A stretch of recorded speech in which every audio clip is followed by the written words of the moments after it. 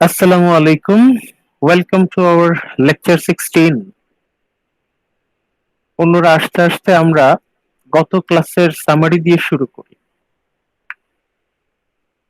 গত ক্লাসে আমাদের আলোচনার বিষয়বস্তু ছিল বুক 4, চ্যাপ্টার 4। চ্যাপ্টার 4 এ আমরা আলোচনা করেছিলাম ডিডোস প্যাশন ফর এনিয়াস আর Dido's passion for Aeneas. Dido যে ভয়ঙ্করভাবে এনিয়াসের প্রতি আসক্ত হয়, তার আসক্ত হওয়ার কারণ, আসক্ত হওয়ার ফলাফল, পরিণতি কি, এবং এনিয়াসের প্রতি সে এমনভাবে আসক্ত হয়ে যায় যে সে তার সমস্ত দায় দায়িত্ব ভুলে যায়, সমস্ত রেসপন্সিবিলিটি সে ভুলে যায়। একটা সময় সে সোশ্যালি, পলিটিক্যালি সব জায়গায় সে অপমানের সম্মুখীন হয়। তার নিজের দেশের মানুষ তাকে আর সম্মান করতে রাজি ছিল না। ধীরে ধীরে ডাইডো তার সমস্ত সম্মান হারিয়ে ফেলে। এখন ডাইডো এমন শক্তিশালী একজন রানী, প্রতিভাবান এবং প্রতাপশালী একজন রানী ধীরে ধীরে আস্তে আস্তে ধ্বংসের মুখে পতিত হয়। From respectable high position to catastrophe because of her own weakness in character. নিজের চারিত্রিক দুর্বলতার কারণে, চরিত্রের দুর্বলতার। ডাইডোর হ্যামারশিয়া কি ছিল? ডাইডোস হিউব্রিস কি ছিল? Dido could not control her passion towards Aeneas. এনিয়াসের প্রতি তার যে আকাঙ্ক্ষা, আসক্তি, এটা সে নিয়ন্ত্রণ করতে পারেনি। একটা সময় ডাইডো তার সোশ্যাল প্রেস্টিজ সে হারিয়ে ফেলে, যত পলিটিক্যাল অ্যাডভান্টেজ ছিল সব সে হারিয়ে ফেলে। একটা সময় ডাইডো ডিসিশন নেয় শি উইল কমিট সুইসাইড, সে আত্মহত্যা করে। আমরা যদি অ্যারিস্টটলের ডেফিনিশন অফ ট্র্যাজেডি খেয়াল করি, তাহলে আমরা দেখব অ্যারিস্টটলের মতে someone from high dignified position, if they suffer catastrophe, miserable death, disaster because of their own personal weakness, then we call it tragedy. আমরা ট্র্যাজেডি তখনই বলি যখন কেউ অনেক উচ্চ সম্মানিত অবস্থান থেকে নিজের চারিত্রিক দোষে ভয়ঙ্কর পরিণাম ভোগ করে। Dido, she was one of the most powerful, one of the most respected African queen. ইনিয়াসের সাথে মেলামেশার কারণে সে আস্তে আস্তে সে তার দায়িত্ব ভুলে যেতে থাকে। ইনিয়াস যখন তাকে ছেড়ে চলে যাচ্ছে, তখন সে আর নিজের নিজের যে ইনিয়াসের প্রতি তার যে আকর্ষণ, আসক্তি কতটা ভয়ঙ্কর ছিল সেটা আমরা দেখতে পাই। ডাইডো আর নিজেকে কন্ট্রোল করতে পারে না। এনিয়াস যখন ডাইডোকে ছেড়ে চলে যায়, তখন ডাইডোর কাছে বেঁচে থাকার কোনো অবলম্বন আর রইল না। ডাইডোস প্যাশন ফর ইনিয়াস, এটা আমরা ইন ডিটেইল স্টাডি করেছি বুক 4 এ গত ক্লাসে। এনিয়াস এখানে খুবই প্যাসিভ অ্যাক্টিভিটিতে সে ছিল। এনিয়াস সে নিজের ইচ্ছায় কোনো কিছু করেনি, ডাইডো ছিল অ্যাক্টিভ। এনিয়াস শুধু সম্মতি দিয়ে গেছে। এনিয়াস এখানে তার উদ্দেশ্য ছিল নিজেকে আত্মরক্ষা এবং তার দলের মানুষদের জীবন রক্ষা। এনিয়াস সে কিছুক্ষণের জন্য হলেও ভুলে গিয়েছিল তার যে ডেস্টিনি, তার যে কর্তব্য, তার নিয়তি সে ভুলে গিয়েছিল। তাই ডাইডোর সাথে সে মিলিত হয়। পরবর্তীতে জুপিটারের নির্দেশ, জিউস যাকে আমরা জুপিটার বলছি এই এপিকে, জুপিটারস কমান্ড, জুপিটারের নির্দেশে এনিয়াস ডিপার্টস। জুপিটার যখন এনিয়াসকে নির্দেশ দেয় এক্ষুনি তোমাকে কার্থেজ ছেড়ে ইটালির উদ্দেশ্যে রওনা দিতে হবে, এনিয়াস বিনা বাক্য ব্যয়ে রাজি হতে বাধ্য হয়। কারণ এনিয়াস খুবই অবিডিয়েন্ট, খুবই রিলিজিয়াস, গডস গডেস যা বলবে সে তাই শুনবে। এখন ডাইডো যে তার জন্য এত স্যাক্রিফাইস করলো, এই ডাইডোর জন্য সে বিন্দুমাত্র সিম্প্যাথি সে দেখালো না এবং খুবই কাপুরুষের মতো ওকে না বলেই যেতে রওনা দিল। তখন ডাইডো রিউমারের মাধ্যমে খবর পাচ্ছে যে ইনিয়াস পালিয়ে যাচ্ছে, না বলেই, ডাইডোকে না বলেই সে পালিয়ে যাচ্ছে। তারপর ডাইডোর সাথে ইনিয়াসের আমরা যে প্রচন্ড ঝগড়া হয় সেটা আমরা গত ক্লাসে আলোচনা করেছি। We analysed how Dido insulted Aeneas. এত কিছুর পরেও এনিয়াস ডাইডোর প্রতি বিন্দুমাত্র সহানুভূতি প্রদর্শন না করে সে চলে যায়। ডাইডো এই অপমান সহ্য করতে না পেরে ডাইডো কিলড হারসেলফ। আমরা ধীরে ধীরে দেখলাম যে ডাইডো এত ডিটারমাইন্ড, এত মানসিকভাবে শক্তিশালী একজন পার্সোনালিটি, সে কিভাবে আস্তে আস্তে ভেঙে পড়ছে, কিভাবে এত মহান একজন ব্যক্তি, এত সম্মানিত একজন ব্যক্তি আস্তে আস্তে সে ধ্বংস হয়ে গেল। ডাইডোর যে ট্র্যাজেডি, এটার কারণগুলো আমরা যখন পড়বো, আপনারা যখন পড়বেন তখন কারণগুলো বের করার চেষ্টা করবেন। আপনাদেরকে আমি কিছু হ্যান্ডআউট দিয়ে দেবো, এই হ্যান্ডআউট গুলোর হেল্প নিয়ে আপনারা বের করার চেষ্টা করবেন যে ডাইডোর ট্র্যাজেডি, এই যে ডাইডো সে করুণ পরিণতি ভোগ করছে, এর পেছনে কারণগুলো কি কি, আর এর সাথে সাথে আপনারা ফিল করার চেষ্টা করবেন যে সত্যি সত্যি আমরা কি ডাইডোর প্রতি সিম্প্যাথি ফিল করি কিনা, ডাইডোর জন্য কি আমাদের কষ্ট হয় কিনা। এই ছিল আমাদের গত ক্লাসের আলোচনা, book 4, Dido's tragedy, tragedy of the queen of Carthage, tragedy of Dido. এখানে আমরা আমাদের প্রোটাগনিস্ট এনিয়াসের চারিত্রিক দুর্বলতার পরিচয় পাই। এনিয়াস সে কিন্তু, তার মধ্যে কিন্তু আমরা মানবিক গুণাবলীর যথেষ্ট অভাব দেখতে পাচ্ছি। সে যথেষ্ট অমানবিক আচরণ করেছিল ডাইডোর সাথে। জুপিটার যখন এনিয়াসকে তক্ষুনি চলে যেতে বলল, তখন এনিয়াসের উচিত ছিল ডাইডোর জন্য একটু হলেও যুদ্ধ করা, একটু হলেও স্ট্রাগল করা। ডাইডোর প্রতি যে সে বিন্দু মাত্র সিম্প্যাথি প্রদর্শন করলো না, এটা ইনিয়াসের চরিত্রের অনেক বড় একটা ত্রুটি, অনেক বড় একটা দোষ আমরা বলতে পারি। এরপর আমরা যদি বুক 5, আপনারা কি দেখতে পাচ্ছেন? Please response. জি স্যার। বুক 5 এ দেখেন, আমরা যদি শর্ট ব্রিফ সিনাপসিস দেখি, বুক 5 এ আমরা কি দেখতে পাচ্ছি? এনিয়াস তার দলবল নিয়ে সিসিলি পৌঁছায়। সিসিলি, ইটালির সিসিলি নামে একটা জায়গা আছে, সেখানে এনিয়াস পৌঁছায়। Aeneas reaches Sicily, funeral game for Anchises. সিসিলিতে গিয়ে তার বাবার মৃত্যুর সম্মানে ফিউনারাল গেমস এর আয়োজন হয়। আমাদের কালচারে কারো মৃত্যুর সম্মানে আমরা কুলখানির আয়োজন করি, মানুষজনকে দাওয়াত দেই, তারা এসে খাওয়া দাওয়া করে, ইমাম সাহেব এসে দোয়া করে। হিন্দু কালচারে ওরাও অন্ত্যেষ্টিক্রিয়ার আয়োজন করে, ওরাও খাওয়া দাওয়ার আয়োজন করে, বিভিন্ন জায়গা থেকে মানুষ আসে দাওয়াত পেয়ে, এবং ওদের যে ঠাকুর থাকেন উনি দোয়া করেন তাদের জন্য প্রার্থনা করে। ওদের যে কালচারটা, রোমান কালচারে, যখন কেউ বড় মানে সম্মানিত কেউ মৃত্যুবরণ করে, তখন তার মৃত্যুর সম্মানে খেলাধুলার আয়োজন করা হয়, গেমস এর আয়োজন করা হয়। এনিয়াসের বাবা অ্যাঙ্কাইসিস, আপনারা হয়তো অনেকেই মনে আছে অ্যাঙ্কাইসিস, ANCHISES, এই অ্যাঙ্কাইসিস হচ্ছে এনিয়াসের বাবা। এনিয়াসের বাবার নাম হচ্ছে অ্যাঙ্কাইসিস। এই অ্যাঙ্কাইসিস উনি মারা যান বুক 3-তে। এই যে বুক 3-তে এনিয়াস তার বাবাকে হারায়, তার বাবার মৃত্যু হয়।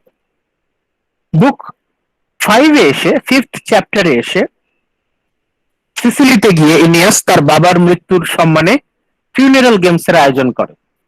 নানা রকম দৌড় প্রতিযোগিতা, কুস্তি, ঘোড়ার দৌড়, নানা রকম খেলাধুলার আয়োজন করা হয়, প্রতিযোগিতা হয়। এটা হচ্ছে ওদের কালচারে মৃতদের সম্মানে এই খেলাধুলার আয়োজন করা হয়। এই বুক 5 চ্যাপ্টারটা ইম্পর্টেন্ট, কারণ এই চ্যাপ্টারটাতে আমরা দেখতে পাবো এনিয়াসের মধ্যে লিডারশিপ কোয়ালিটি গ্রো করছে, ওর মধ্যে নেতৃত্বের গুণাবলী। ইনিয়াস একজন লিডার হয়ে উঠছে গ্র্যাজুয়ালি, আস্তে আস্তে ইনিয়াস, ওর মধ্যে ম্যাচুরিটি আসছে। Aeneas is growing as a fine leader. তারই দলের লোকেদের মধ্যে যখন মারামারি হচ্ছে, তখন ইনিয়াস সেই মারামারি মিটমাট করে দিচ্ছে। যখন কারো কোনো সমস্যায়, কেউ কোনো সমস্যায় পতিত হচ্ছে, এসে ইনিয়াসের কাছে সাহায্য চাচ্ছে, ইনিয়াস সেই সমস্যার সমাধান করে দিচ্ছে। মানে Aeneas is really getting maturity. সে আস্তে আস্তে একজন ম্যাচিউরড লিডার হয়ে হয়ে উঠছে, তার মধ্যে নেতৃত্বের গুণাবলী স্পষ্ট হয়ে উঠছে। আমরা যদি বুক 5 এর কিছু কিছু অংশে আলোচনা করি, তাহলে আমরা আমরা যাই আমাদের বুক 5 এ কিছু, এই যে আপনাদের যে হ্যান্ডআউটটা দেয়া আছে ইনিয়াড লাইন ওয়াইজ সামারিজ, এখানে আপনারা পেজ 5 এ দেখতে পাবেন লেখা ইনিয়াড 5, মানে হচ্ছে ইনিয়াড বুক 5। এখানে কি হচ্ছে আমরা সংক্ষেপে একটু দেখি। Line 1 to 7, as the Trojans sail away from Carthage, they look back and see a blaze in the sky. ইনিয়াস যখন তার দলবল নিয়ে কার্থেজ থেকে পালিয়ে যাচ্ছে, তখন তারা পিছনে তাকালো এবং দেখলো আকাশে উজ্জ্বল মেঘ, যেন আগুন জ্বলছে, আকাশে যেন আগুন জ্বলছে। Although they do not know that it comes from Dido's fire, তারা এটা জানতো না ডাইডো আত্মহত্যা করার পর সে আগুন ধরিয়ে দিয়েছে, সেই আগুন থেকে আকাশ অগ্নিময়, এতই উজ্জ্বল আগুন মনে হয় আকাশে আকাশে আগুন জ্বলছে। তখন ট্রোজানরা দে ফিল প্রেজেন্টিমেন্টস অফ ডিজাস্টার, তারা মনে করে আকাশে যেহেতু আগুন জ্বলছে, তার মানে ভবিষ্যতে মনে হয় ওদের জন্য দুর্যোগ অপেক্ষা করছে। When they reach the open sea, a violent storm comes upon them, and Palinurus, the helmsman, tells Aeneas that it is impossible to hold their course for Italy. ওরা কার্থেজ থেকে পালিয়ে যখন আবার ইতালির উদ্দেশ্যে রওনা দেবে, তখন আবার ঝড় এবং এমনই ভয়ঙ্কর ঝড়, যাত্রা চালিয়ে যাওয়া সম্ভব না। অ্যান্ড এনিয়াস সাজেশন পেল that they should run with the wind to Sicily, তাদের ইতালি না গিয়ে তাদের সিসিলিতে পৌঁছাতে হবে। এনিয়াস রাজি হলো। and they land near the tomb of Anchises, এবং সিসিলিতে ওইখানেই তার বাবা মারা যাওয়ার পর ওখানে ওর বাবাকে কবর দেওয়া হয়েছিল, তার বাবার কবরের কাছে গিয়ে ওরা জাহাজ ভিড়িয়ে দেয়। and they are welcomed by Acestes, ওখানে অ্যাসিস্টাস নামে একজন ওদেরকে অভ্যর্থনা জানায়। On the next day, Aeneas summons an assembly and reminds the Trojans that it is the anniversary of the death of his father Anchises, ওর বাবার মৃত্যুবার্ষিকী। He proclaims a solemn sacrifice at the tomb. বাবার মৃত্যুর সম্মানে স্যাক্রিফাইসের আয়োজন করবে, বাবার মৃত্যুর সম্মানে স্যাক্রিফাইসের আয়োজন হবে। Aeneas summons an assembly and he arranged sacrifice. He proclaims a solemn sacrifice at the tomb, বাবার কবরে একটা স্যাক্রিফাইসের আয়োজন করে, which is to be followed on the 9th day by contest. সেই স্যাক্রিফাইস করার পর নবম দিনে বাবার মৃত্যুর সম্মানে খেলাধুলার আয়োজন করা হবে, ফিউনারাল গেমস। গেমসে কি কি খেলাধুলা থাকবে? রোয়িং, নৌকার বোট রেস, রানিং দৌড় প্রতিযোগিতা, বক্সিং অ্যান্ড আর্চারি তীর ধনুক প্রতিযোগিতা, এই 4টা খেলার প্রতিযোগিতা অনুষ্ঠিত হবে। The Trojans proceed to the tomb of Anchises, where Aeneas offers libation and addresses his father's shade. বাবার মৃত্যুবার্ষিকীর সম্মানে অনুষ্ঠানের আয়োজন হচ্ছে, এনিয়াস সেই অনুষ্ঠান পরিচালনা করছে। Suddenly a huge snake comes forth from the tomb. হঠাৎ করে কবরের ভেতর থেকে একটা ভয়ঙ্কর বিশাল সাপ উঠে এলো। হঠাৎ করে suddenly a huge snake came from the tomb. ভয়ঙ্কর দৃশ্য, বাবার কবরের ভিতর থেকে ভয়ঙ্কর একটা সাপ বেরিয়ে এলো। Tastes the offering and then disappears. বাবার কবরের সামনে যে স্যাক্রিফাইস খাবার দেয়া হয়েছিল, সাপ এসে হঠাৎ করে সেই খাবার খেয়ে আবার হঠাৎ করে চলেও গেল। Aeneas recognizes that this indicates the presence of Anchises' ghost. as the ceremony. ইনিয়াসের ধারণা তার বাবার যে আত্মা এই সেরিমনিতে অনুষ্ঠানে উপস্থিত আছে, তার বাবার আত্মার প্রতীকী হচ্ছে এই সাপটা। and the sacrifice is renewed, আবার নতুন করে স্যাক্রিফাইস করা হলো, and followed by a ritual feast, তারপর একটা বড় ভোজের আয়োজন করা হলো।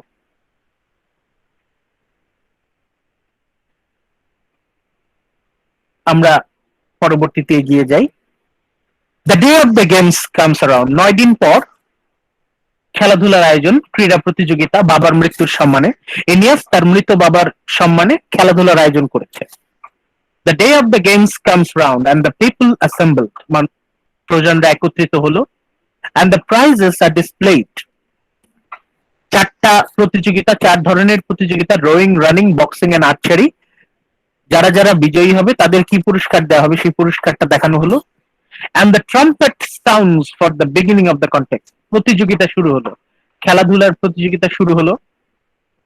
4 competitors enter for the ship race, জাহাজের প্রতিযোগিতা। আমাদের দেশে নৌকা বাইচ হয় না, নৌকার প্রতিযোগিতা, নৌকা রেস, বোট রেস, অ্যাঙ্কাইসেস। জাহাজের প্রতিযোগিতার আয়োজন করলো, sheep race.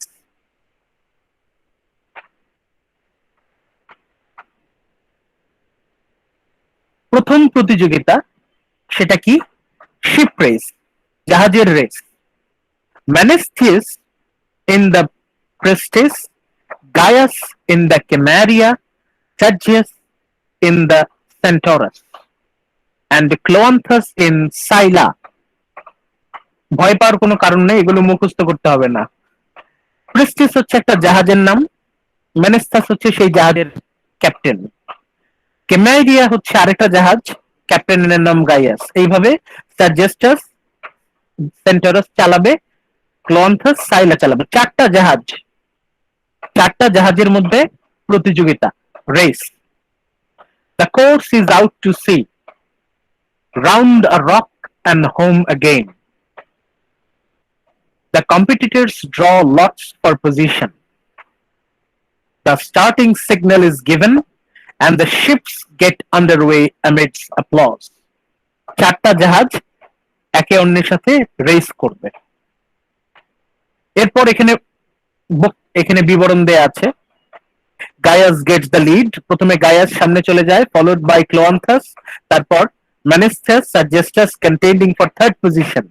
as they draw near the turning point, যেখানে গিয়ে ঘুরে ফিরে আসতে হবে, Gaius urges the helmsman Menoetus to steer closer in, but in fear for fouling the rock he fails to do so. যে প্রথমে ছিল সে দ্বিতীয় পজিশনে চলে যায়, and Cloanthus's ship slip past on inside, যে জাহাজ দ্বিতীয় পজিশনে ছিল সেটা সামনে চলে যায়। In a fury of anger, Gaius throws Menoetus overboard. Eventually, he manages to clamber out on the rock, while all the spectators are amused at the incident. মানে সেরকম serious race, fast and furious in the ocean. চারটা জাহাজের মধ্যে race হচ্ছে, প্রথমে একটা জাহাজ সামনে চলে যাচ্ছে, আবার আরেকটা জাহাজ সামনে চলে যাচ্ছে। খুবই রোমহর্ষক বর্ণনা। Menestheus and Sergestus now have the hope for passing Gaius. Sergestus slightly ahead and Menestheus urges his men to put forward all their effort to avoid the disgrace of coming in last. মানে সেরকম serious টান টান উত্তেজনা। Sergestus goes in too near turning point and runs aground, breaking his oars on one side. এর মধ্যে হঠাৎ করে একটা জাহাজের যে বইটা ভেঙে গেল। Menestheus leaves him behind and soon overtakes Gaius too. Menestheus যে 3 নম্বর পজিশনে ছিল সে এখন সেকেন্ড পজিশনে চলে গেল। Then set out after Cloanthus. টান টান উত্তেজনা।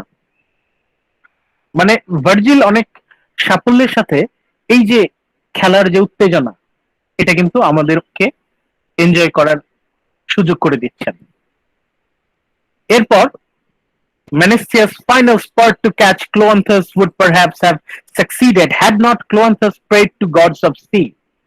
এর মধ্যে যে টপ পজিশনে ছিল সে ঈশ্বরের কাছে প্রার্থনা করলো, Neptune the god of sea তার কাছে প্রার্থনা করলো। His prayers are heard and he reaches harbor, the winner of the race. শেষমেশ কে চ্যাম্পিয়ন হলো? গায়াস।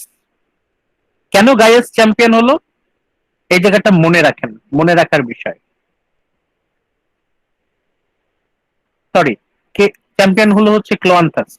ক্লোয়ান্থাস কেন চ্যাম্পিয়ন হলো? Because Cloanthus prayed to the gods of the sea. Cloanthus কেন champion হলো মনে রাখবেন। ক্লোয়ান্থাস চ্যাম্পিয়ন হলো কারণ ক্লোয়ান্থাস সে নেপচুনের কাছে প্রার্থনা করেছিল।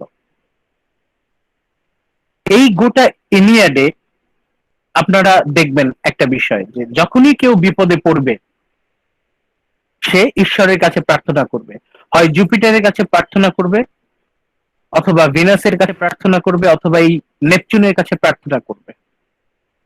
যখনই তারা কোনো গড বা গডেসেস এর কাছে প্রার্থনা করবে, সাথে সাথে তারা সফল হবে, দে উইল সাকসিড। মানে সাফল্য নির্ভর করবে হচ্ছে তাদের রিলিজিয়াসনেস এর উপর। যে যত রিলিজিয়াস, যে যত ধার্মিক, তার সাফল্যের সম্ভাবনা তত বেশি। এটা হচ্ছে আমাদের ইনিয়াডের প্রতি স্টেপে স্টেপে দেখবেন আপনারা, যে যত রিলিজিয়াস সে তত সহজে সাফল্য লাভ করবে। মানে এখানে ভার্জিল আমাদেরকে ইনডিরেক্টলি বোঝানোর চেষ্টা করছে যে আমরা যদি জীবনে সফল হতে চাই, if we want to be successful in our life, if we want to succeed in our every action, then আমাদেরকে রিলিজিয়ন ফলো করতে হবে। We should be obedient to gods and goddesses. Cloanthus টান টান উত্তেজনাময় জাহাজের রেসে জিতে গেল, কারণ ক্লোয়ান্থাস নেপচুনের কাছে প্রার্থনা করেছিল। এনিয়াস ডিস্ট্রিবিউটস প্রাইজ টু দ্য ক্রুজ। এনিয়াস পুরস্কার বিতরণ করলো। When this is completed, Sergestus finally manages to bring home his disabled ship, moving slowly like a maimed snake. He duly receives his fourth prize. এখানে সার্জেস্টাস সে অহংকার করেছিল, he was full of vanity, এই জন্য সে একদম fourth last পজিশনে পেল। এইভাবে আপনারা আরো অনেক প্রতিযোগিতার বর্ণনা পাবেন। Aeneas now leads the assembled company away from the shore to a grassy plain surrounded by hills. ওরা তখন সমুদ্রের কিনার থেকে আস্তে আস্তে পাহাড়ের কাছাকাছি গেল। Suitable for remaining contest, ওখানে গিয়ে বাকি প্রতিযোগিতা হবে। Aeneas invites competitors for the foot race, এখানে দৌড়ের প্রতিযোগিতা হবে। পাহাড়ের পাদদেশে সমতল জায়গা আছে, এখানে দৌড় প্রতিযোগিতা হবে, foot race. And many Trojan and Sicilians enter for it. ট্রোজানরাও প্রতিযোগিতায় অংশগ্রহণ করছে, আর সিসিলি, তারা এখন যে জায়গায় আছে ওইখানকার মানুষরাও অংশগ্রহণ করবে। Aeneas promises gifts for all the runners, যারা অংশগ্রহণ করবে তারা সবাই সান্ত্বনা পুরস্কার পাবে। and announces the prize which will be awarded to the first three, first, second, third, সবচেয়ে ভালো যারা দৌড়াবে তিনজন তাদের জন্য বিশেষ পুরস্কার। Nisus get well ahead in foot race, but as he hears the finish, he slips in pool of blood. While lying on the ground, he trips up Thalius, who was second, so that his friend Euralius comes up from third place to win. এখানেও টানটান উত্তেজনা, যে সামনে চলে গিয়েছিল সে পরবর্তীতে third হয়, আর যে 3 নম্বর পজিশনে ছিল সে ফার্স্ট হয়ে যায়। An objection is now raised by Thalius. Thalius তখন এনিয়াসের কাছে কমপ্লেইন করলো যে এই এখানে নিসাস সে ওকে ইচ্ছা করে বাধা দিয়েছে। থ্যালিয়াস নিসাসের নামে ইনিয়াসের কাছে কমপ্লেইন করলো। এই জায়গাটা ইম্পর্টেন্ট, মাথায় রাখেন। এই যে লাইন 340 টু 361, এই জায়গায় এই অংশটা গুরুত্বপূর্ণ। ইনিয়াস ওভাররুলস ইট। থ্যালিয়াস যখন নিসাসের নামে ইনিয়াসের কাছে কমপ্লেইন করলো, তখন ইনিয়াস এটাকে বাতিল করে দিল। But he presents Thaleus with a consolation prize. এখন থ্যালিয়াস কিন্তু ওর মন খারাপ হয়ে যাবে না, তখন এনিয়াস থ্যালিয়াসকে একটা সান্ত্বনা পুরস্কার দেয়। Nisus too is given a special prize. এই জায়গাটা কেন গুরুত্বপূর্ণ আমি আপনাদেরকে বলবো না যে এখানে সেলিয়াস, নিসাস এদের নাম মুখস্থ করেন। এখানে নাম মুখস্থ করার চেয়ে গুরুত্বপূর্ণ হচ্ছে এনিয়াস কিভাবে এই সমস্যাটার সমাধান করলো। খুবই ম্যাচিওর্ড একজন লিডারের মতো সে ট্যাক্টফুলি, খুব ডিপ্লোম্যাটিক্যালি এই সমস্যার সমাধান করলো, যাতে এদের মধ্যে ঝগড়া না হয়, ভবিষ্যতে যাতে কোনো সমস্যা না হয়। এই জন্য ইনিয়াস দুজনকেই কিন্তু খুশি করলো। এইখানে ইনিয়াসের বিচক্ষণতার পরিচয় আমরা পাই। As a leader, Aeneas is really a sharp leader. আস্তে আস্তে ওর মধ্যে লিডারশিপ কোয়ালিটি গ্রো করছে।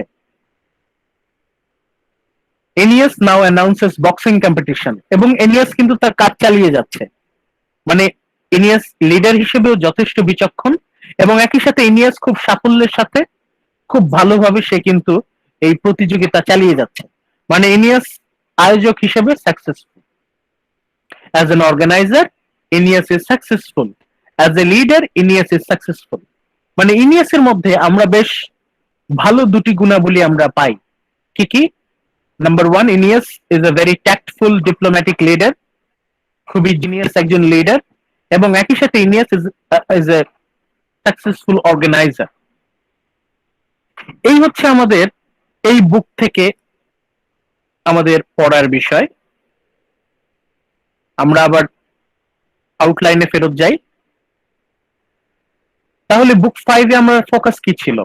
ইনিয়াসটা সিসিলি পৌঁছালো, ওখানে গিয়ে অ্যাঙ্কাইসিসের স্মরণে তার বাবার মৃত বাবার মৃত্যুবার্ষিকী উপলক্ষে প্রতিযোগিতার আয়োজন করা হলো, এবং এই প্রতিযোগিতা খুব সাফল্যের সাথে ইনিয়াস আয়োজন করে। Aeneas is a very successful organiser, and Aeneas is also a potential smart leader. ইনিয়াসের মধ্যে লিডারশিপ কোয়ালিটি কিন্তু গ্রো করছে। এই জন্য আমাদের বুক 5টা গুরুত্বপূর্ণ। Y book 5? এখন যদি আপনাদের কোয়েশ্চেন হয়, যদি প্রশ্ন থাকে, যদি প্রশ্ন করা হয় যে why book 5 is important, then we will say in this book Aeneas shows his leadership quality, and he also shows his skills in organizing programs. মানে ইনিয়াসের মধ্যে আমরা নেতৃত্বের গুণাবলী, লিডারশিপ কোয়ালিটি আমরা গ্রো দেখতে পাচ্ছি, এবং সে যেভাবে নিসাস আর সেলিয়াসের ঝগড়ার মীমাংসা করে, এটা সত্যিই প্রশংসনীয়। ইনিয়াস, এটা প্রমাণ হয় যে ইনিয়াস খুবই বিচক্ষণ, ঠান্ডা মাথার, এবং maybe he will be successful as a leader. ইনিয়াসের মধ্যে একজন বড় নেতার গুণাবলী আমরা পাই। এরপর আমরা যাব বুক 6, চ্যাপ্টার 6 এ। চ্যাপ্টার 6 এ কি হচ্ছে? এনিয়াস উইথ সিবিল অ্যাট কুমে। সিসিলি থেকে তারা আস্তে আস্তে আবার কিছুদিন পর রওনা দেয়। যখন তারা কুমে, CUMAE, এটা ইটালির একটা সীমান্ত, ওই সমুদ্রের কাছাকাছি একটা এলাকা, কুমে। কুমে নামক একটা জায়গায় সিবিল নামে একজন নারী বসবাস করত। এই সিবিল হচ্ছে ফোরটেলার, ফরচুন টেলার, সুটসেয়ার। সে ভবিষ্যৎ দেখতে পায়। এনিয়াস গিয়ে সিবিলের সাথে সাক্ষাৎ করে, এবং এখান থেকেই হি মিটস অ্যাঙ্কাইসিস ইন দ্য আন্ডারওয়ার্ল্ড। এই বুক 6 একটা বিশেষ ঘটনা ঘটে। এনিয়াস সে আন্ডারওয়ার্ল্ডে যায়। আন্ডারওয়ার্ল্ড বলতে দ্য ল্যান্ড অফ ডেড। আমরা আস্তে আস্তে যাব।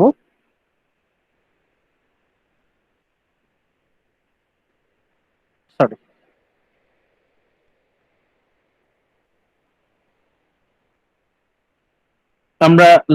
আমরা পেজ,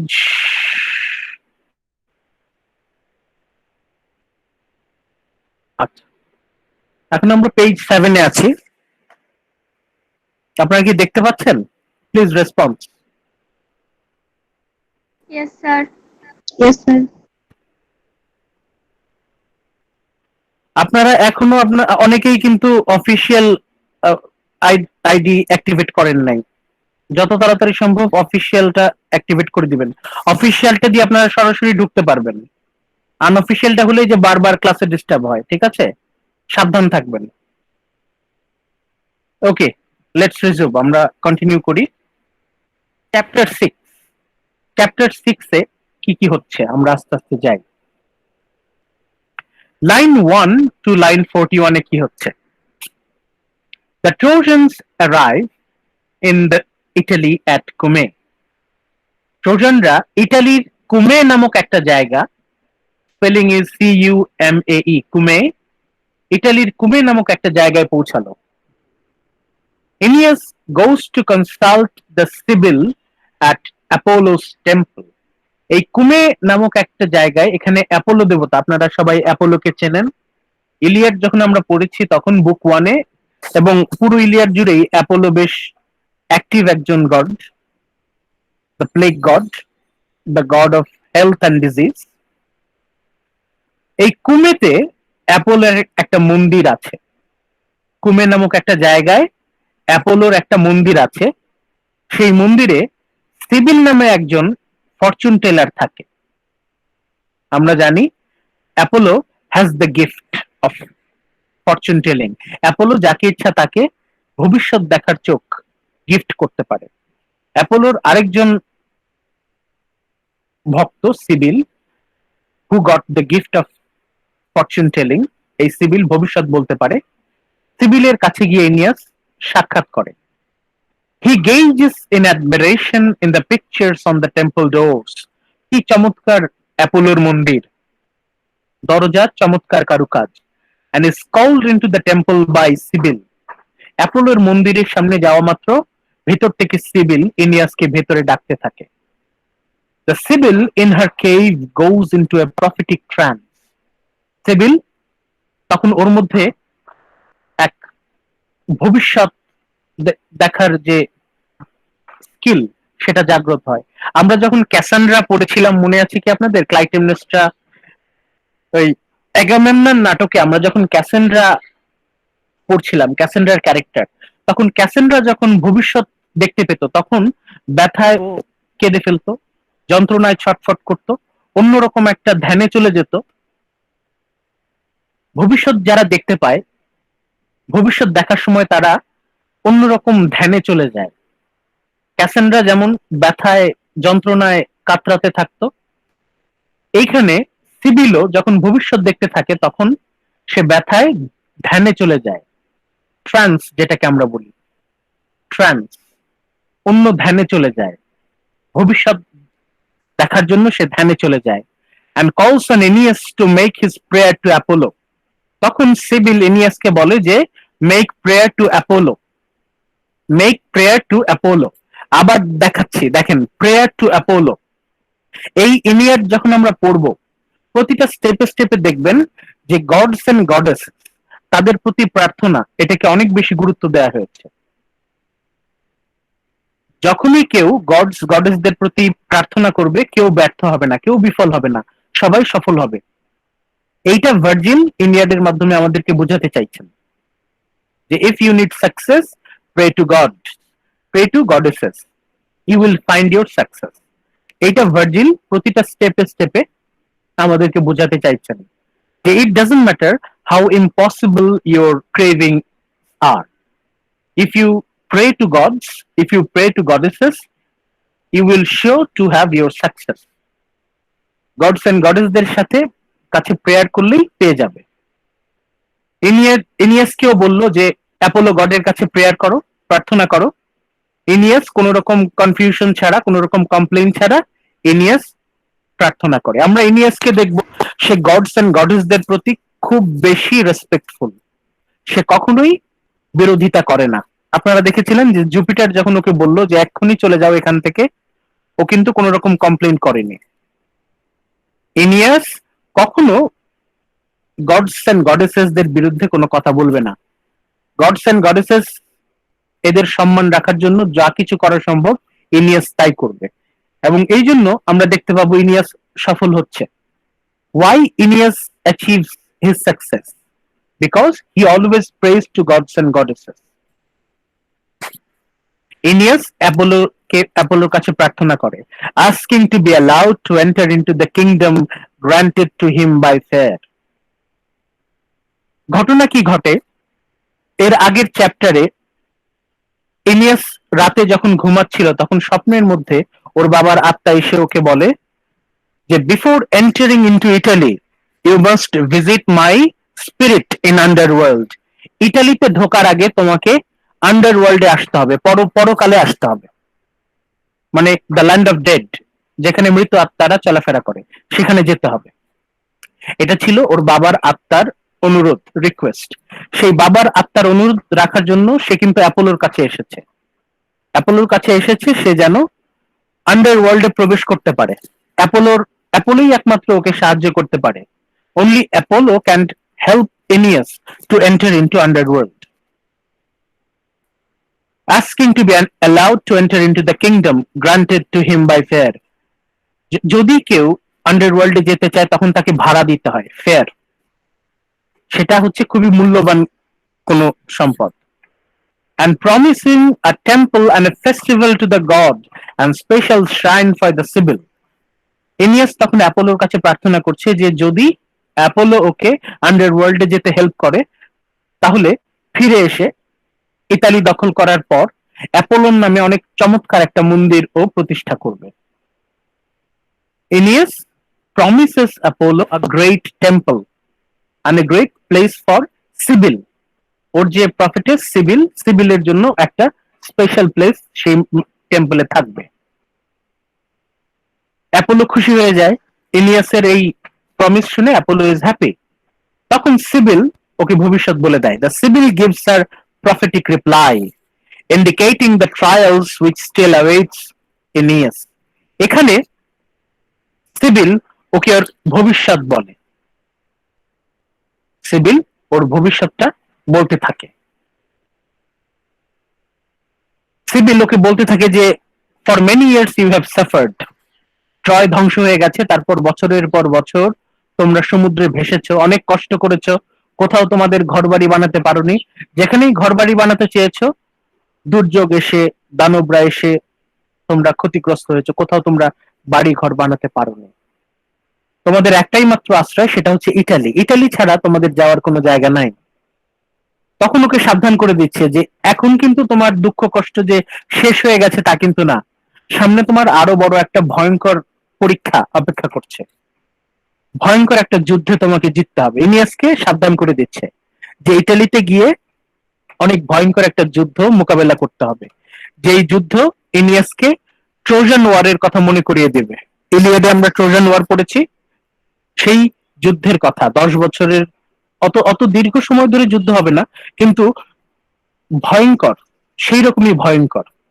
ট্রোজান ওয়ার যেমন ভয়ঙ্কর ছিল, ইটালিতে যে যুদ্ধ হবে এটাও হবে খুবই ভয়ঙ্কর। But urging him to continue on in spite of all, কিন্তু ইনিয়াসকে যুদ্ধ চালিয়ে যেতে হবে। কেন? কারণ ইনিয়াসের ডেস্টিনি, এটা ইনিয়াসের ভবিষ্যৎ, এটাই ওর নিয়তি। ইটালিতে গিয়ে ও রোম শহর প্রতিষ্ঠা করবে।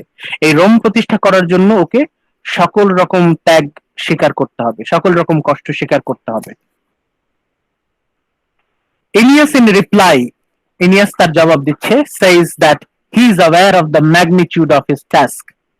Aeneas বলছে যে হ্যাঁ, Aeneas জানে ওর সামনে কত বড় ভয়ঙ্কর বিপদ অপেক্ষা করছে, এবং Aeneas বলছে যে সে প্রস্তুত।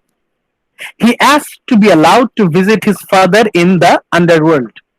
Aeneas অনুমতি চাচ্ছে, সে তার বাবার আত্মার সাথে সাক্ষাৎ করবে। ওর বাবা তো মারা গেছে, ওর বাবার আত্মা এখন আন্ডারওয়ার্ল্ডে, ও আন্ডারওয়ার্ল্ডে যাবে, গিয়ে ওর বাবার আত্মার সাথে সাক্ষাৎ করবে। ওর বাবা ওকে কিছু বলতে চায়, ওর বাবা ওকে কিছু বলতে চাচ্ছে। The CIBIL describes the formidable nature of the journey. CIBIL তখন ওকে বলছে তুমি আন্ডারওয়ার্ল্ডে যেতে পারবে, ঠিক আছে, কিন্তু যাওয়াটা সহজ নয়। and states the two prerequisite. আন্ডারওয়ার্ল্ডে যেতে হলে দুইটা প্রিরিকুইজিট আছে, দুইটা শর্ত আছে। The acquisition of the golden bough, সোনালী এক গাছের ডাল। গোল্ডেন বাও, বাও মানে হচ্ছে গাছের ডাল, সোনালী ডাল জোগাড় করতে হবে। and expiation of pollution incurred by the death of one of Aeneas's companions. আরেকটা কি করতে হবে? pollution incurred by the death of one of Aeneas's companions. Aeneasের একজন সাথীর মৃত্যুর কারণে এক জায়গায় পলিউশন হয়েছে, দূষণ হয়েছে, এই দূষণটা প্রতিরোধ করতে হবে। এই দুইটা শর্ত আছে। তাহলে নাম্বার 1 গোল্ডেন বাউ, সোনালী ডাল জোগাড় করতে হবে, আর হচ্ছে ইনিয়াসের এক সাথীর মৃত্যুর কারণে এক জায়গায় দূষণ হয়েছে, পরিবেশ দূষণ, সেই পরিবেশ দূষণটাকে ঠিক করতে হবে। Aeneas finds the dead body referred to is that মেসেনাস। এনিয়াস তখন মনে করার চেষ্টা করছে যে কে মারা গেছে, কে মারা গেছে। তখন এনিয়াস খুঁজে বের করলো মেসেনাস নামক একজন তার মৃতদেহ, killed when he foolishly challenged Triton to a contest on the trumpet. এর ভবিষ্যৎ মানে অতীতে কোন একটা কারণে মেসেনাস নামে একজন ওর সাথী, এনিয়াসের সাথী, সে মৃত্যুবরণ করে। ওর ডেড বডি পড়েছিল, কোন রকম সৎকার করা হয়নি, এই কারণে ওই জায়গাটা দূষিত হয়ে যায় ওর ডেড বডির কারণে। He sets about organising funeral rites for Misenus. তখন মিসেনাসের উদ্দেশ্যে আবার সে সৎকার, ফিউনারাল রাইটস এর আয়োজন করে ওর সম্মানে, এবং ওই জায়গাটা যে দূষিত হয়ে গেছিল সেই দূষিত জায়গাটা সে রক্ষা করে। প্রথম শর্ত ডান। এখানে আমরা কি দেখতে পাচ্ছি? এনিয়াস কিন্তু ওকে যা নির্দেশনা দেয়া হচ্ছে তাই কিন্তু অক্ষরে অক্ষরে পালন করছে, ওর যত কষ্টই হোক। ফাইন্ডিং এ ডেড বডি, একটা ডেড বডি মানে রটিং ডেড বডি, সেটাকে খুঁজে বের করে ওইটার সৎকার করা, এটা কিন্তু মোটেও সহজ কথা না, কিন্তু ইনিয়াস কিন্তু সেই কঠিন কাজটা করছে। তার মানে Aeneas is very serious for his destiny. Apollo ওকে যে নির্দেশনা দিচ্ছে, সিভিল, এটা কিন্তু অ্যাপোলোর নির্দেশনা। অ্যাপোলো ওকে যে শর্ত দিচ্ছে সেটাই কিন্তু সে কোন রকম কমপ্লেইন ছাড়া পালন করছে। আমরা দেখবো ইনিয়াসকে যখনই গডস এন্ড গডেস কোনো শর্ত দিচ্ছে, কোনো কাজ দিচ্ছে, ইনিয়াস কোন রকম কমপ্লেইন ছাড়া সেটা করে ফেলছে। এটা আমরা ভালো দিক বলতে পারি, ইনিয়াসের চরিত্রের একটা ভালো দিক, যে সে কখনো কমপ্লেইন করছে না, গডস এন্ড গডেস যা ডিমান্ড করছে সে তাই করছে। এবং এইটাই ভার্জিল আমাদেরকে বোঝাতে চাচ্ছেন যে আমরা যদি গডস এন্ড গডেসদের পছন্দ মতো চলি তাহলে আমরা কখনোই বিপদের মুখোমুখি হব না। We will always be saved and we will always succeed. বারবার প্রতিটা স্টেপে ভার্জিল আমাদের মাথার মধ্যে ঢুকিয়ে দিতে চাচ্ছেন যে if we are religious we will be successful, if we are religious like Aeneas, আমরা যদি ইনিয়াসের মতো রিলিজিয়াস হই তাহলে আমাদের সকল অপরাধ ক্ষমা করে দেওয়া হবে। এখানে কোন অপরাধের কথা বলছে? ডাইডোর সাথে যে অন্যায়টা করলো ইনিয়াস, এটাও ক্ষমা হয়ে যাবে, কারণ Aeneas is following the directions of gods and goddesses without any complain. এটা কিন্তু খুব সাবধানে ভার্জিল গল্পের মাধ্যমে আমাদের ভিতরে ঢুকিয়ে দিতে চাচ্ছেন যে if we are religious, it doesn't matter how great criminal we are, but still we will get our forgiveness. Aeneas ডাইডোর সাথে এরকম অন্যায় করার পরেও সে কিন্তু ক্ষমা পেয়ে যাবে, কারণ Aeneas is following all the instruction given by gods and goddesses. প্রথম শর্ত পালন হয়ে গেল, একটা রটিং ডেড বডি, একটা ডেড বডি সে সৎকার করলো। কঠিন কাজ ছিল, কিন্তু ইনিয়াস কিন্তু সেটা নিজে করলো, অন্য কারো সাহায্য না নিয়ে একা করলো। Aeneas is guided to the golden bough by two doves. এরপরে সোনার ডাল সে কোথায় পাবে? সে বলল যে এই বিশাল জঙ্গলের কোথাও এই সোনালী ডালটা আছে। এখন লক্ষ লক্ষ গাছ, ইলিয়াসের সামনে millions and millions of trees, million trees, million branches. এখন ইনিয়াস কিভাবে এই লক্ষ লক্ষ গাছের ভিতর থেকে ওই সোনালী ডালটা খুঁজে বের করবে? প্রায় অসম্ভব। কি করবে ইনিয়াস? তখন ইনিয়াস দুই হাত তুলে জুপিটারের কাছে প্রার্থনা করে। ইনিয়াস জুপিটারের কাছে কেঁদে কেঁদে প্রার্থনা করে, যে how can I find a very subtle golden bough in this huge forest? আমি এরকম বিশাল বনে জঙ্গলে কিভাবে ছোট্ট একটা ডাল খুঁজে পাবো যেটা সোনালী? যখনই ইনিয়াস জুপিটারের কাছে প্রার্থনা করলো, Aeneas is guided to the golden bough by two doves, তখন জুপিটার দুইটা ঘুঘু পাখি পাঠিয়ে দিল। প্রার্থনা শেষ হতে না হতেই ইনিয়াস বিপদে পড়ে গেছে, প্রার্থনা করছে, প্রার্থনা শেষ হতে না হতেই জুপিটার দুইটা ঘুঘু পাঠিয়ে দিল, দুইটা ঘুঘু পাখি। হঠাৎ করে কোথা থেকে দুইটা ঘুঘু পাখি আসলো, একসাথে ওড়া শুরু করলো। That was the signal. Aeneas বুঝলো this is a sign from gods. তখন সে দুইটা ঘুঘু পাখির পেছনে পেছনে ছুটতে লাগলো। এত বিশাল জঙ্গল, সেই জঙ্গলের মধ্য থেকে এই দুইটা ঘুঘু, two ডাভস, helped Aeneas to find that golden bough. ছোট্ট একটা সোনালী ডাল সেটা ওকে খুঁজে বের করতে সাহায্য করলো। He picks it and takes it to the Sibyl. অসম্ভব একটা কাজ ছিল, তাই না? প্রায় অসম্ভব একটা কাজ, কিন্তু ইনিয়াস তার প্রার্থনার মাধ্যমে, by the power of his prayer, সে কিন্তু এই মিলিয়ন মিলিয়ন ট্রিজ এর মধ্য থেকে সেই ছোট্ট সোনালী ডালটা খুঁজে বের করে ফেললো। জুপিটারের কাছে প্রার্থনা করতে না করতেই জুপিটার দুটো ঘুঘু পাখি পাঠিয়ে দিল। এই দুইটা ঘুঘু ইনিয়াসকে সেই গোল্ডেন ব্রাঞ্চের কাছে নিয়ে গেল। এখানেও আমাদেরকে শেখাচ্ছে ভার্জিল যে if we want to be successful, it doesn't matter how impossible our success is. If we are obedient to our gods, if we are religious, we will be successful. আমরা যদি ধার্মিক হই তাহলে আমরা অবশ্যই সফল হব। এই জায়গায় আমাদেরকে বারবার ভার্জিল বোঝানোর চেষ্টা করছে যে ইফ উই আর রিলিজিয়াস, আমরা যদি ধার্মিক হই তাহলে সাফল্য যত অসম্ভবই হোক না কেন সেই সাফল্যের চূড়ায় আমরা পৌঁছাতে পারবো।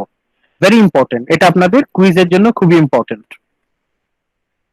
বুক 6 লাইন 186 to 211। ওকে, তারপর সেই যে মৃত সাথী মিসেনাস, যার ডেড বডি পড়েছিল, তার সম্মানে ফিউনারাল অনুষ্ঠান আয়োজন করা হলো। The preparatory sacrifices are made and Aeneas and the Sibyl entered the underworld together. এখন শর্ত তো পূরণ হয়ে গেল, সোনালী ডাল জোগাড় করা হয়ে গেছে, মিসেনাসের ডেড বডি সৎকার করা হয়ে গেছে। এখন সিবিল আর এনিয়াস, এনিয়াস আমাদের নায়ক, প্রোটাগনিস্ট অফ এনিয়েড, এন্ড অ্যাপোলোস প্রফেটেস সিবিল, এরা দুইজন মিলে একসাথে আন্ডারওয়ার্ল্ডে ঢুকছে। The poet Virgil invokes the gods of the underworld to permit him to tell of the journey. এই জায়গায় ভার্জিল যখন সে আন্ডারওয়ার্ল্ডের বর্ণনা দিচ্ছে তখন এটা তো মূল কাহিনী থেকে একটু আলাদা, মূল কাহিনীর সাথে এটার কিন্তু সরাসরি যোগাযোগ নাই।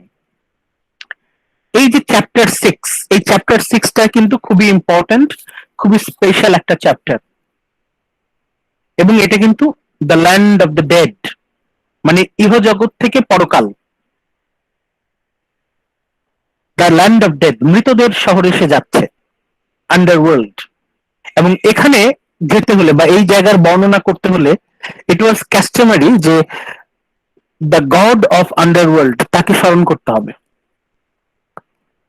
Poet Virgil remembers the gods of the underworld, specially Pluto. ইলিয়াডে আমরা যাকে হেডিস নামে চিনি, HADES, হেডিস, প্রথমেই ছিল Hades, Hades the god of underworld. এই হেডিস কে আমরা চিনব প্লুটো নামে, প্লুটো। ভার্জিল তখন প্লুটোকে স্মরণ করে যাতে প্লুটো ওকে অনুমতি দেয়, to permit him to tell the journey. এই যে এনিয়াস আন্ডারওয়ার্ল্ডে যাচ্ছে, এটা খুবই স্পেশাল, খুবই বিশেষ একটা বর্ণনা। এটার উপর ভিত্তি করেই কিন্তু পরবর্তীতে দান্তের ডিভাইন কমেডি লেখা হয়, যেটা আপনারা হয়তো ভবিষ্যতে সুযোগ পেলে পড়তে পারবেন। Aeneas is entering underworld. Aeneas is entering into the land of dead. At the entrance, যখন ওরা আন্ডারওয়ার্ল্ডে ঢুকবে, Aeneas and the Sibyl are confronted by various horrible shapes of personified forms of suffering. যখন ওরা আস্তে আস্তে আন্ডারওয়ার্ল্ডে ঢুকছে, মৃতদের জগতে ঢুকছে, মৃতদের জগৎ মানে জীবিতদের জগৎ থেকে তারা ঢুকছে মৃতদের জগতে, the land of dead, the world of dead. তখন ঢোকার মুখে দেখে ভয়ঙ্কর ভয়ঙ্কর সব আকৃতি, various horrible shapes of personified forms of suffering, horrible shapes of personified forms of suffering.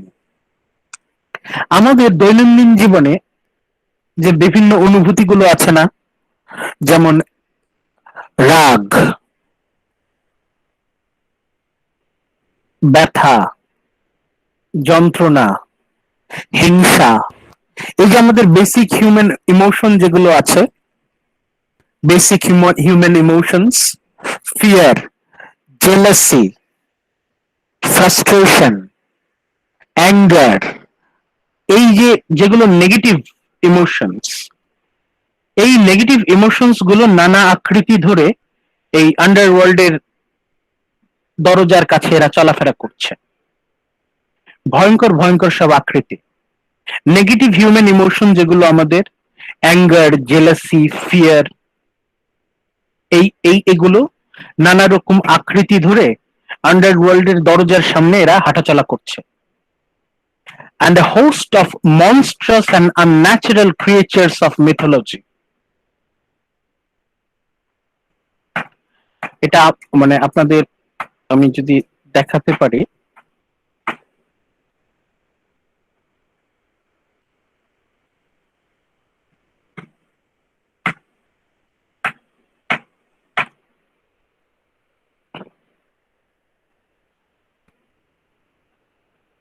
আচ্ছা আসতে থাকুক।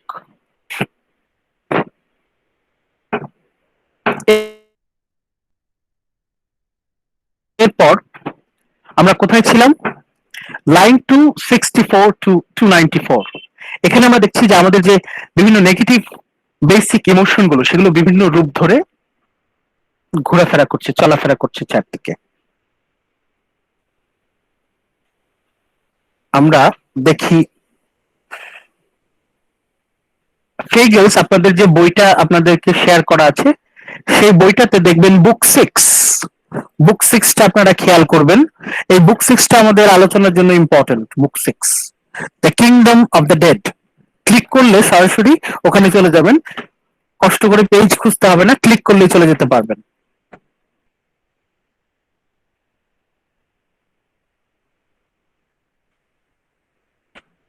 আমরা আস্তে আস্তে যাই, এটা যেহেতু মানে অনেক পরে আছে আমরা কয়েকটা পেজে ক্রস করি। 264 নাম্বার লাইন থেকে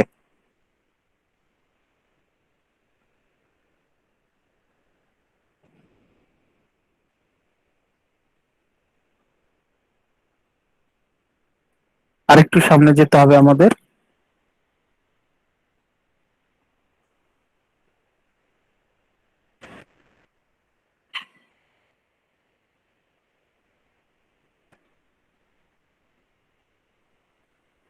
আপনারা কি দেখতে পাচ্ছেন? Yes, sir.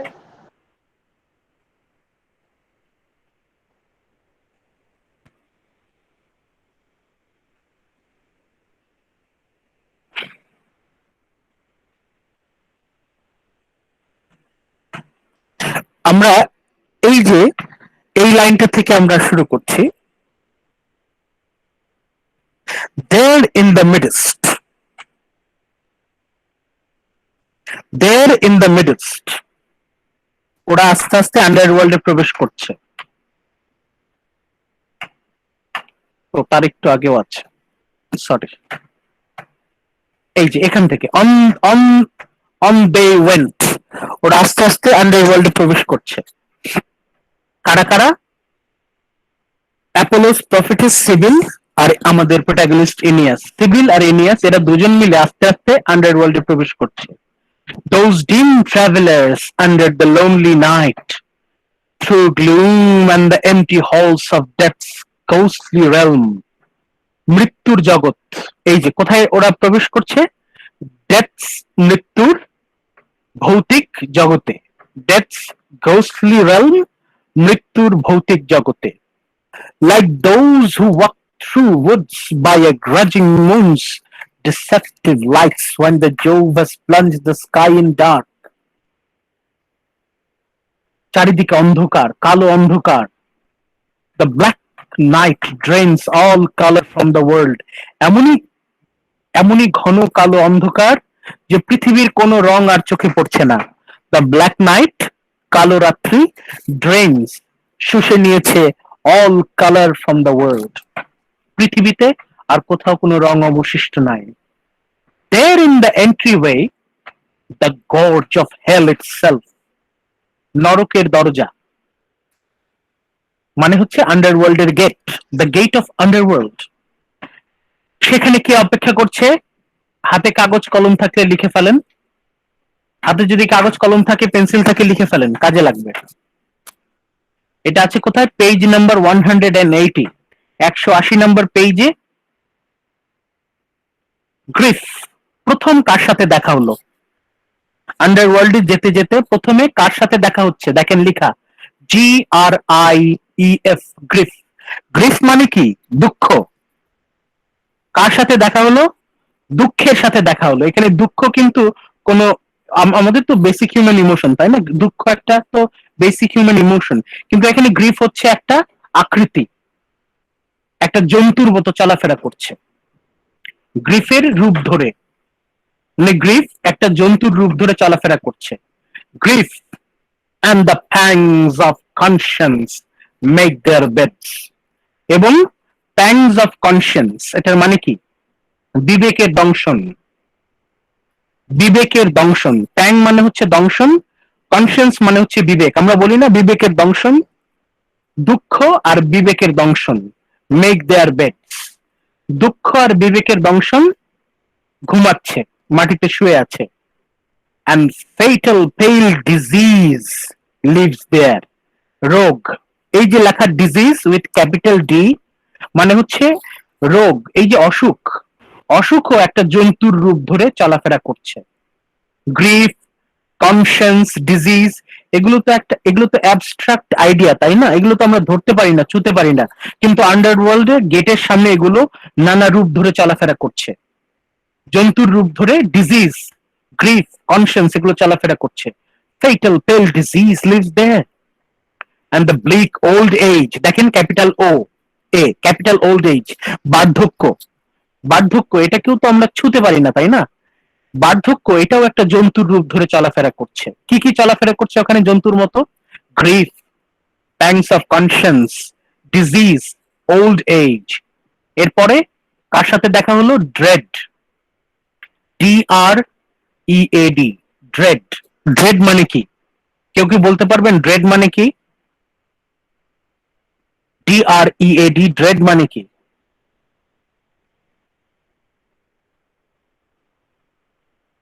ড্রেড মানে হচ্ছে ভয়, ফিয়ার। ড্রেড মানে হচ্ছে ভয়। ভয় একটা জন্তুর রূপ ধরে চলাফেরা করছে। অ্যান্ড হাঙ্গার, ক্ষুধা। ক্ষুধাও তো আমরা ধরতে পারি না, ছুতে পারি না। ক্ষুধা একটা আইডিয়া, একটা ফিলিংস না? ক্ষুধা, হাঙ্গার তো একটা বেসিক হিউম্যান ফিলিংস। এই ক্ষুধাও একটা জন্তুর রূপ ধরে চলাফেরা করছে। seductress to crime and grinding poverty, poverty with capital P, দারিদ্র। দারিদ্র তো একটা আমাদের একটা অবস্থান, তাই না? সিচুয়েশন। পভার্টি, দারিদ্র একটা জন্তুর রূপ ধরে চলাফেরা করছে। all terrible shapes to see, সেগুলো ভয়ঙ্কর ভয়ঙ্কর সব রূপ। তাহলে ইনিয়াস কাকে কাকে দেখছে?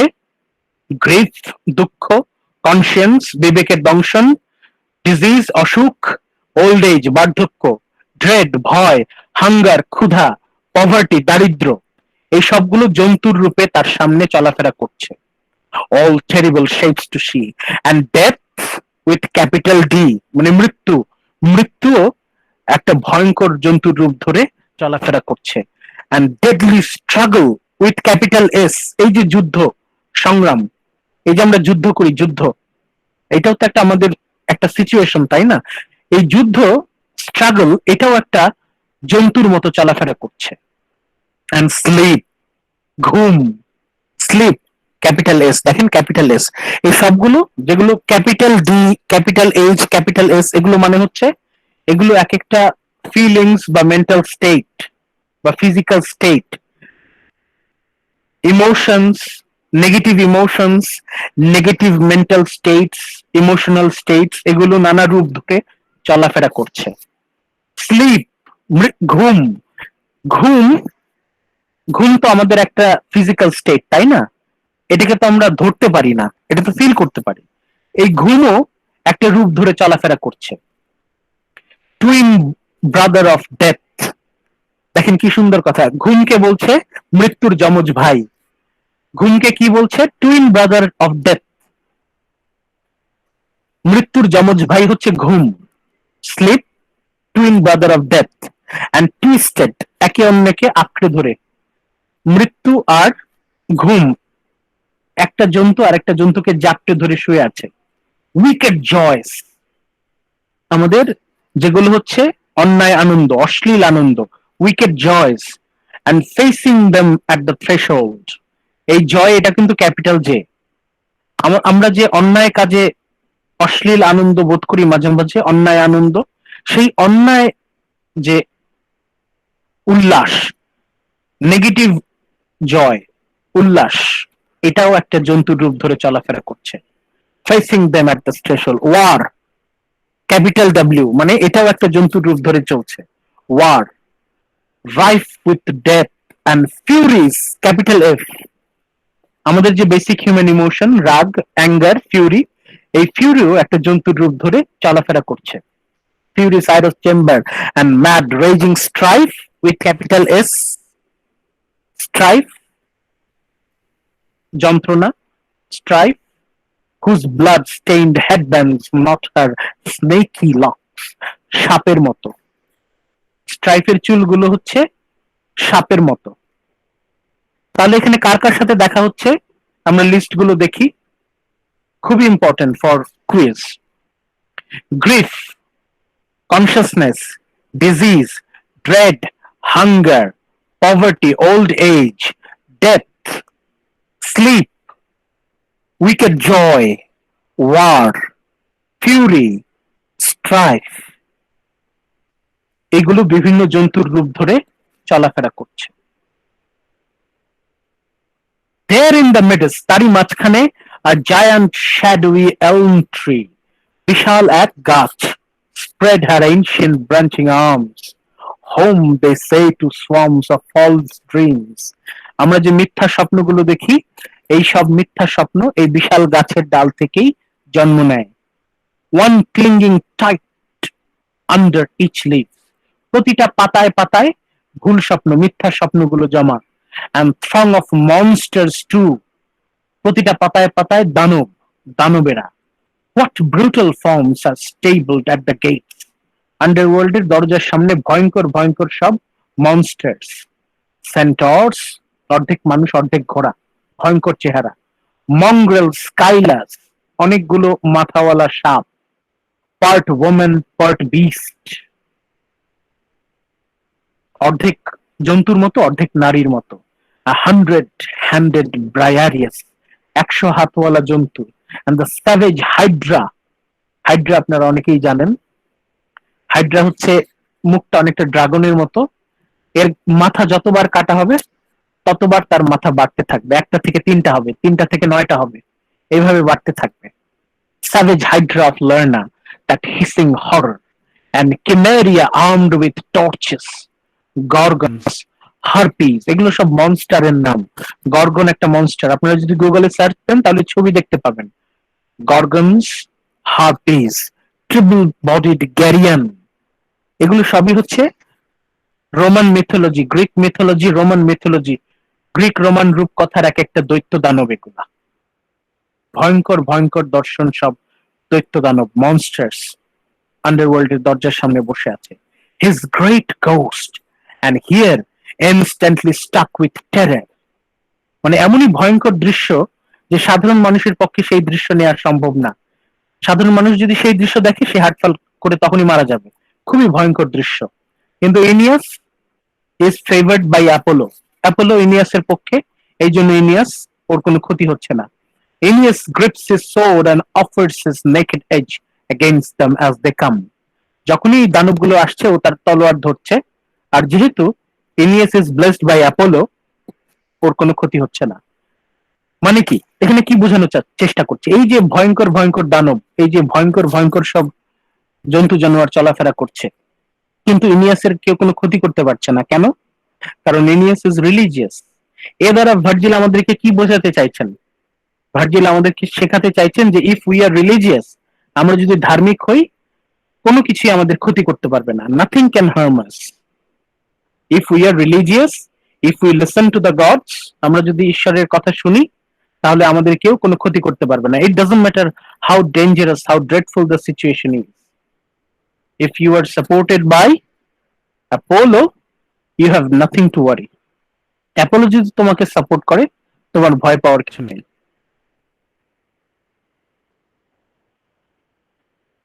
আমরা এখন আমাদের ওয়ান লাইন সামারিতে ফিরে যাই।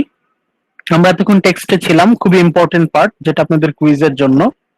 কোথায় ছিল আবারও বলে দিচ্ছি, লাইন 264 টু লাইন 294। এটা হচ্ছে আমাদের যে বইটা আপনাদের দেয়া আছে, বুক পেজ নাম্বার 179, 180। ওকে, তারপর আমরা যাই। এই ভয়ঙ্কর দৈত্য দানবগুলো পার হওয়ার পর একটা নদী, অ্যাট দ্য রিভার স্টিক্স, আন্ডারওয়ার্ল্ডে যেতে হলে এই নদীটা পার হতে হয়। নদীটার নাম কি? Styx. The river Styx waits the ferryman Charon. এই নদী কোনো সাধারণ মানুষ পার হতে পারে না। এই নদীটা একমাত্র নৌকা দিয়ে পার হওয়া যায়। সেই বিশেষ নৌকার মাঝি হচ্ছে Charon, a figure of horrid squalor. এই ক্যারন দেখতে ভয়ঙ্কর। The shades flock to the river. The Karen ferries across those who have been buried. যাদেরকে ঠিকমতো কবর দেয়া হয়, মারা যাওয়ার পর যাদেরকে ঠিকমতো সৎকার করা হয়, কবর দেয়া হয় বা পোড়ানো হয়, ঠিকভাবে যদি ফিউনারাল করা হয়, তাহলে only they are allowed to cross this river. আর যাদের কবর ঠিক মতো দেয়া হয় না, যাদের ব্যারিয়াল ঠিক মতো হয় না, তারা সারা জীবন এই নদীর পারে আটকা থাকে। এই নদী তারা পার হতে পারে না। Leaving the others to wait for hundreds of years. শত শত বছর পার হয়ে যায়, কিন্তু তারা নদী পার হতে পারে না। গাইডো যে সুইসাইড করেছে, সে কিন্তু আটকা পড়ে যাবে, তার কিন্তু ঠিক মতো ব্যারিয়াল হয়নি। এনিয়াস তখন দেখলো অনেক হতভাগা মানুষ, যারা হয়তো বিভিন্ন কারণে মারা গেছে, কিন্তু তাদের ফিউনারাল করা হয়নি, তাদের মৃত্যুর পর তাদেরকে ঠিকভাবে সৎকার করা হয়নি, তাদেরকে কবর দেওয়া হয়নি বা ঠিকমতো পোড়ানো হয়নি। Aeneas meets the ghost of his helmsman Palinurus. Palinurus নামে ওর এক সাথী ছিল, সে সমুদ্রে ডুবে মারা যায়, কিন্তু তাকে ঠিকমতো কবর দেওয়া হয়নি। প্যালিনারাস আটকা পড়ে গেছে, প্যালিনারাস সে পার হতে পারছে না। প্যালিনারাস ওকে খুব কষ্টে, ওকে দুঃখের দুঃখের কথা শোনায়, দুঃখের গল্প বলে। ইনিয়াস প্যালিনারাস কাছ থেকে hears the story of his death, ও কিভাবে মারা গেল। Palinurus begs for burial. Palinurus এনিয়াসের কাছে মানে ওর কাছে খুব কাতরভাবে প্রার্থনা করে যেন ওর সৎকারটা ঠিকমতো করা হয়। Or to be taken across the Styx with all the unburied. Palinurus মারা গেছে, কিন্তু ওকে তো ঠিকমতো দাহ করা হয়নি বা কবর দেওয়া হয়নি। এখন ও তো নদী পার হতে পারছে না, ওর আত্মাটা আটকা পড়ে আছে নদীর পাড়ে। But the Sibyl replies that this is impossible. CIBIL বলছে এখন এটা আর সম্ভব না। প্যালিনারাস is lost forever. ওর আত্মাটা সারা অনন্তকাল আটকা পড়ে থাকবে। She consoles him by telling him that the cape where he died will bear his name forever. তখন প্যালিনারাস ও যেখানে মারা গেছে পানিতে ডুবে, ওইখানে যে কেপটা আছে, দ্বীপটা আছে, ওই দ্বীপটা প্যালিনারাসের নামকরণ করা হবে। কিন্তু প্যালিনারাসের আত্মা কখনোই স্টিক নদী পার হতে পারবে না, মানে ও কখনোই স্বর্গে প্রবেশ করতে পারবে না। ওর আত্মা সারা জীবন আটকা পড়ে থাকবে স্টিক্স নদীর পারে। Aeneas and the Sibyl are challenged by Charon. ক্যারনের শর্ত হচ্ছে শুধুমাত্র মৃত যারা, যারা ডেড এবং যাদের ব্যারিয়াল ঠিক মতো হয়েছে, যাদের ফিউনারাল ঠিক মতো হয়েছে, একমাত্র তারাই এই ক্যারনের নৌকা করে নদী পার হতে পারবে, অন্যরা পারবে না। এখন ইনিয়াস সিভিল তারা তো জীবিত, তারা কিভাবে পারবে? ক্যারন ওদেরকে চ্যালেঞ্জ করছে। And Sibyl shows the golden bough. ওই যে সেই সোনালী ডাল যেটা জোগাড় করেছে ইনিয়াস, সেই সোনালী ডালটা দেখালো।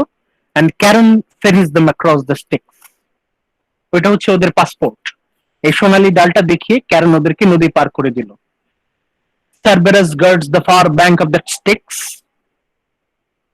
সারবেরাস নামে 3 মুখওয়ালা একটা ভয়ঙ্কর কুকুর, এটা হচ্ছে স্টিক্স নদী পার হলে ওকে মোকাবেলা করতে হয়। Sibyl throws a sop to him. Sibyl ওকে তাড়িয়ে দেয়।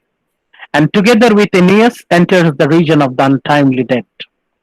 তারপর পার হয়ে যারা অকালে যারা মারা গেছে, যাদের অকাল মৃত্যু হয়েছে, তাদের এলাকায় প্রবেশ করলো। The Sibyl and Aeneas now reach limbo. Limbo নামে একটা জায়গা, the region of untimely dead, যারা অকাল মৃত্যুবরণ করেছে, অসময়ে যাদের মৃত্যু হয়েছে তারা এইখানে আটকা পড়ে আছে। Here are the souls of infants, যারা নবজাত শিশু, যারা জন্মের আগেই বা জন্মের সাথে সাথে মৃত্যুবরণ করেছে তারা আটকা পড়ে আছে। দ্য আনজাস্টলি কন্ডেমড, যাদেরকে অন্যায়ভাবে হত্যা করা হয়েছে। সুইসাইডস, যারা সুইসাইড করেছে। And those who died from unhappy love, প্রেমে ব্যর্থ হয়ে যারা মারা গেছে, তাদের আত্মা এই লিম্বোতে আটকা পড়ে আছে। Here they meet the shade of Dido, very very important. এখানে এসে ইনিয়াস ডাইডোর সাথে তার সাক্ষাৎ হয়। Here they meet the shade of Dido, ডাইডোর সাথে ইনিয়াসের সাক্ষাৎ হয়, কিন্তু Dido is not alive anymore, Dido is dead. ডাইডোর আত্মার সাথে ওর দেখা হয়, গোস্ট অফ ডাইডো, ডাইডোর স্পিরিটের সাথে দেখা হয়। Aeneas speaks to her in tones of deep affection and remorse. ডাইডোকে দেখে ইনিয়াস ইমোশনাল হয়ে যায়, ডাইডোর সাথে অনেক কথা বলার চেষ্টা করে, কিন্তু ডাইডো তো ওর সাথে দেখা করবে না। আমরা যদি চেষ্টা করি ওই অংশটা আপনাদেরকে দেখানো যায় কিনা।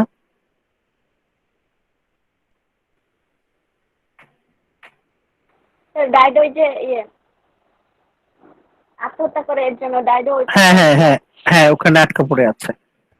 আমি দেখাচ্ছি কিভাবে।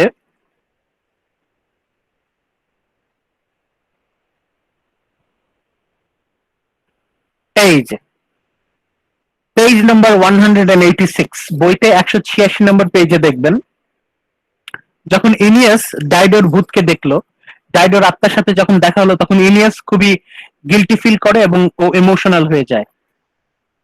And wandering there among them, সেই সব অতৃপ্ত আত্মাদের সাথে কে, বুন স্টিল ফ্রেশ, এমন একজন হেঁটে বেড়াচ্ছে যার শরীর থেকে এখনো তাজা রক্ত, মনে হয় তাজা রক্ত এখনো। ফিনিশিয়ান ডাইডো, ডাইডো ঘুরে বেড়াচ্ছে, ডাইডোর আত্মা ঘুরে বেড়াচ্ছে। ড্রিফটেড along the endless woods, হেঁটে বেড়াচ্ছে সেই বনের মধ্য দিয়ে। অতৃপ্ত আত্মা, ডাইডোর অতৃপ্ত আত্মা ঘুরে বেড়াচ্ছে। As the Trojan hero paused beside her, ইনিয়াস ডাইডোকে দেখে হঠাৎ থেমে গেল। Recognized her through the shadows, a dim misty figure, ডাইডোকে দেখে ডাইডোর কাছাকাছি যাওয়ার চেষ্টা করছে। As one when the month is young may see and seem to see, the new moon is rising up through the banks of clouds, মেঘের মধ্য দিয়ে চাঁদ যখন উঠতে থাকে তখন মেঘ, চাঁদকে কিন্তু স্পষ্ট দেখা যায় না, আবছা আবছা ধোঁয়াটে ধোঁয়াটে দেখা যায়। আকাশ যখন মেঘলা থাকে তখন চাঁদ যখন উঠতে থাকে তখন চাঁদের কাঠামোটা কিন্তু স্পষ্ট না, আবছা আবছা। সেরকম ডাইডোর আত্মাটা হচ্ছে আবছা আবছা, ধোয়া ধোয়া। দ্যাট মোমেন্ট ইনিয়াস ওয়েপ্ট, ডাইডোর আত্মাটা দেখে ইনিয়াস আর নিজেকে সামলাতে পারলো না, ইনিয়াস অঝোর ধারায় কেঁদে ফেললো। ইনিয়াস ডাইডোর আত্মার সাথে যখনই তার দেখা হলো, ইনিয়াস কান্না শুরু করলো, কাঁদতে লাগলো। and approached the ghost with tender words of love. ডাইডোকে দেখে ইনিয়াস বারবার এগিয়ে যাচ্ছে। Tragic Dido, so was the story true that came my way? ইনিয়াস বলছে, তাহলে কি এটাই সত্য ডাইডো, তুমি কি সুইসাইড করেছো? ডাইডোর আত্মা ঘুরে বেড়াচ্ছে। এটা দেখার পরেও ইনিয়াস ওকে জিজ্ঞেস করছে, তুমি কি সত্যি সত্যি মারা গেছো? Are you really dead? মানে ইনিয়াস কাঁদছে, সে এতটাই ইমোশনাল যে সে ইললজিক্যাল কথাবার্তা বলছে। ইনিয়াস বলছে, tragic Dido, so was the story true that came my way? তাহলে কি সেই গুজব সত্য? I heard that you are dead. Aeneas বলছে, আমি শুনেছি তুমি আর বেঁচে নেই। You took the final measure with a sword. Aeneas ডাইডোর কে উপহার দিয়েছিল একটা তরবারি, সেই উপহার দিয়ে সে সুইসাইড করেছিল। O dear God, was it I who caused your death? না, অন্য কেউ ছিল। ইনিয়াস ডাইডোকে দেখে মানে খুবই ইললজিক্যাল কথাবার্তা বলছে এখন। ডাইডোকে বলছে, আমি, আমার জন্য কি তুমি সুইসাইড করেছো? এত কিছুর পরে, এত ঘটনার পরে ইনিয়াস ডাইডোকে বলছে, আমি কি দায়ী তোমার মৃত্যুর জন্য? Was it I who caused your death? এত কিছুর পরেও ইনিয়াস কিভাবে এরকম বোকার মতো কথা বলতে থাকে? ও তো জানে, ভালো করেই জানে যে ওর কারণেই ডাইডো সুইসাইড করেছে।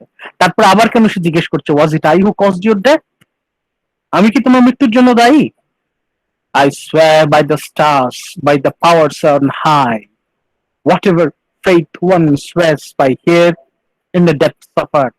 সে প্রতিজ্ঞা করছে, যা কিছু প্রতিজ্ঞা করার আছে সবকিছুর নামে সে প্রমিস করছে। I left your shore, I left you, my queen. সে বলছে আমি তোমাকে ছেড়ে এসেছি। I left you against my will. সে বলছে এই যে আমি তোমাকে ছেড়ে এসেছি নিজের ইচ্ছায় না, ইট ওয়াজ কমান্ড ফ্রম জুপিটার, এটা জুপিটারের নির্দেশ ছিল। আমি তোমাকে ছেড়ে এসেছি নিজের ইচ্ছায় না, it's against my will. Yes, the will of the gods that drives me through the shadows now. These moldering places so forlorn, this deep unfathomed night, their decrees have forced me on, nor did I ever dream my living could have brought you so much grief. Aeneas বলছে আমি কোনোদিন কল্পনাও করিনি আমার দুঃখে তুমি আত্মহত্যা করবে। তুমি কি আমাকে সত্যি এতটা ভালোবাসতে যে আমার দুঃখে তুমি সুইসাইড করেছো? ইলিয়াস এই কথা বলতে বলতে সামনে আগাচ্ছে আর ডাইডো শুধু পিছাচ্ছে। ইনিয়াস যত আগাচ্ছে ডাইডোর আত্মা তত পিছাচ্ছে। একবারও ইনিয়াসের দিকে তাকাচ্ছে না, অন্যদিকে তাকিয়ে আছে। ইনিয়াস যত আগাচ্ছে ডাইডো তত পিছাচ্ছে। মানে ইনিয়াসের প্রতি যে ঘৃণা, ওর যে তীব্র ঘৃণা, সেটা মৃত্যুর পরেও তখনও খুব তাজা। কোনোভাবেই ইনিয়াসকে ডাইডো ক্ষমা করতে পারে নাই। Stay a moment. যখন ডাইডো বারবার সরে যাচ্ছে, ইনিয়াস ওকে বলছে কিছুক্ষণ দাঁড়াও। Don't withdraw from my sight, running away from hmm? This is the last word that fate allows me to say you, the last. Aeneas with such appeals, with welling tears, এই কথা বলছে আর ইনিয়াসের চোখ দিয়ে ঝরঝর করে পানি পড়ছে। মানে আমরা এখানে বুঝতে পারি যে ইনিয়াস সত্যি ডাইডোর প্রতি তার কিছুটা হলেও ফিলিংস ছিল, কিন্তু ফিলিংস থেকে লাভ কি? ডাইডোকে তো সে কোনো সাপোর্ট করতে পারে নাই, তাহলে এইটুকু ফিলিংস থেকে লাভ কি? Try to soothe her rage. Dido তখন আর জীবিত নাই, ডাইডোর আত্মা তখন তার হৃদয়ে রাগের আগুন তখনও জ্বলছে। ইনিয়াস ওকে সান্ত্বনা দেওয়ার চেষ্টা করছে, but it is too late. Aeneas is trying to soothe Dido's rage, কিন্তু এই আগুন তো আর কখনো কমবে না। ডাইডো আত্মার মনে যে আগুন জ্বলছে এটা তো কখনো আর থামবে না। Her wild fiery glance. Dido এতটাই রাগান্বিত ইনিয়াসের প্রতি যে ইনিয়াসের দিকে সে একবারও তাকায়নি। But she, her eyes fixed on the ground. Dido মাটির দিকে তাকিয়ে আছে। Turned away, her features no more moved by his pleas. Aeneas এত কাঁদছে, এত কিছু বলছে, কিন্তু ডাইডো কোনো রকম উত্তর দিচ্ছে না। এটা হচ্ছে ইনিয়াসকে শাস্তি দিচ্ছে Dido. Silence sometimes is the great punishment. চুপ থেকে ডাইডো ইনিয়াসকে পানিশমেন্ট দিচ্ছে। His pleas as he talked on them. If she was set in stony flint or Parian marble rock, and at last she tears herself away, his enemy forever. Dido ইনিয়াসের প্রতি সে এতটাই রাগান্বিত, এতটাই ক্রুদ্ধ যে সে ইনিয়াসকে কখনোই ক্ষমা করবে না। যতই ইনিয়াস চেষ্টা করুক ডাইডোকে বোঝানোর জন্য, কিন্তু ডাইডোর আত্মা কখনোই ইনিয়াসকে ক্ষমা করবে না।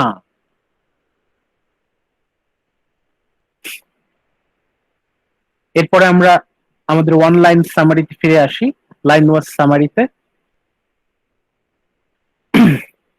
লিম্বোর পর তারা টার্টারাস, নরক, দোজক, যে ওদের ওদের ভাষায় যে যারা খারাপ তারা অনন্তকাল যে আগুনে জ্বলতে থাকে, সেই ভয়ঙ্কর শাস্তির বর্ণনা এখানে আছে। এখানে কারা কারা আছে আমরা সংক্ষেপে যাই। Aeneas meets the ghost of his comrade in arms Deiphobus. Deiphobus যে ইলিয়াডে পড়েছিলাম, ডেওফোবাস। ডেওফোবাস মারা গিয়েছিল, still bearing the marks of cruel wounds inflicted upon him. In grief and remorse, Aeneas asked what happened, explaining that he was not able to find Deiphobus's body for burial. এই Deiphobus's body burial এর জন্য সে আর খুঁজে পায়নি। Deiphobus replies that Helen, his wife, had betrayed him to the vengeance of Menelaus and Odysseus. Deiphobus replies that Helen, মানে এখানে দেখা যাচ্ছে Helen আবার ডেইওফোবাসকে বিয়ে করে। এই হেলেন বিট্রে করে to the vengeance of Menelaus and Odysseus. In his turn, he asked Aeneas for his story. The Sibyl interrupts to hasten Aeneas in, and Deiphobus retires to his place among shades, wishing Aeneas better fortune for his future. এখানে আমরা আরেকটা কাহিনী পাচ্ছি।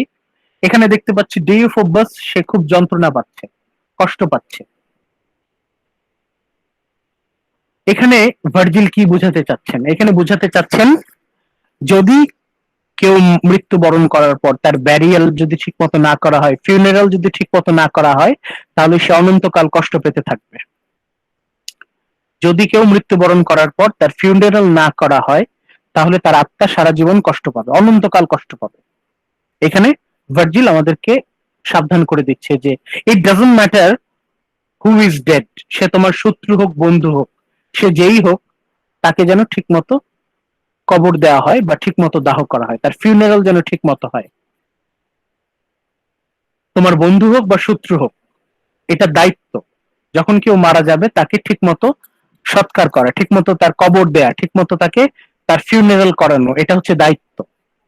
এটা একটা human responsibility. এরপর next they see টার্টারাস।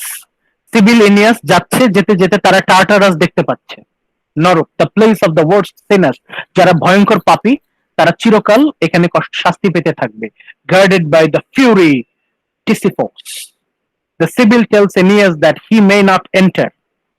এনিয়াস নরকে প্রবেশ করতে পারবে না। She describes to him the sinners and their punishment. এখানে যারা পাপী তারা যে কি কষ্ট ভোগ করছে তার একটা বর্ণনা এখানে পাই। নরক যে কতটা ভয়ঙ্কর তার বর্ণনা সিবিল দিতে থাকে। আমরা একটু দেখিয়ে দিই কোথায় আছে। এই যে পেজ নাম্বার 189, এইখানে 189 পেজে এখানে নরক কতটা ভয়ঙ্কর, হেলের ভয়ঙ্কর বর্ণনা এখানে আছে।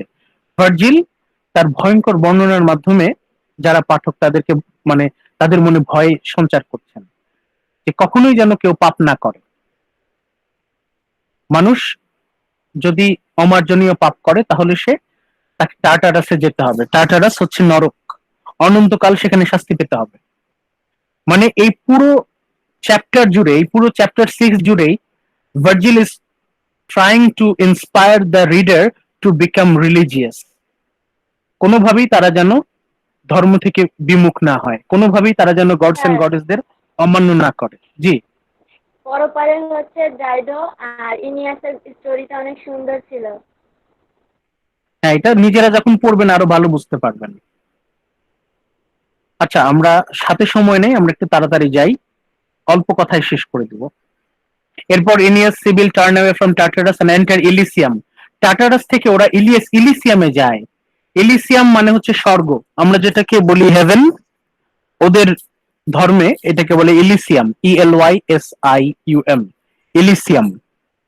The Sibyl and Aeneas reach the groves to the blessed in Elysium.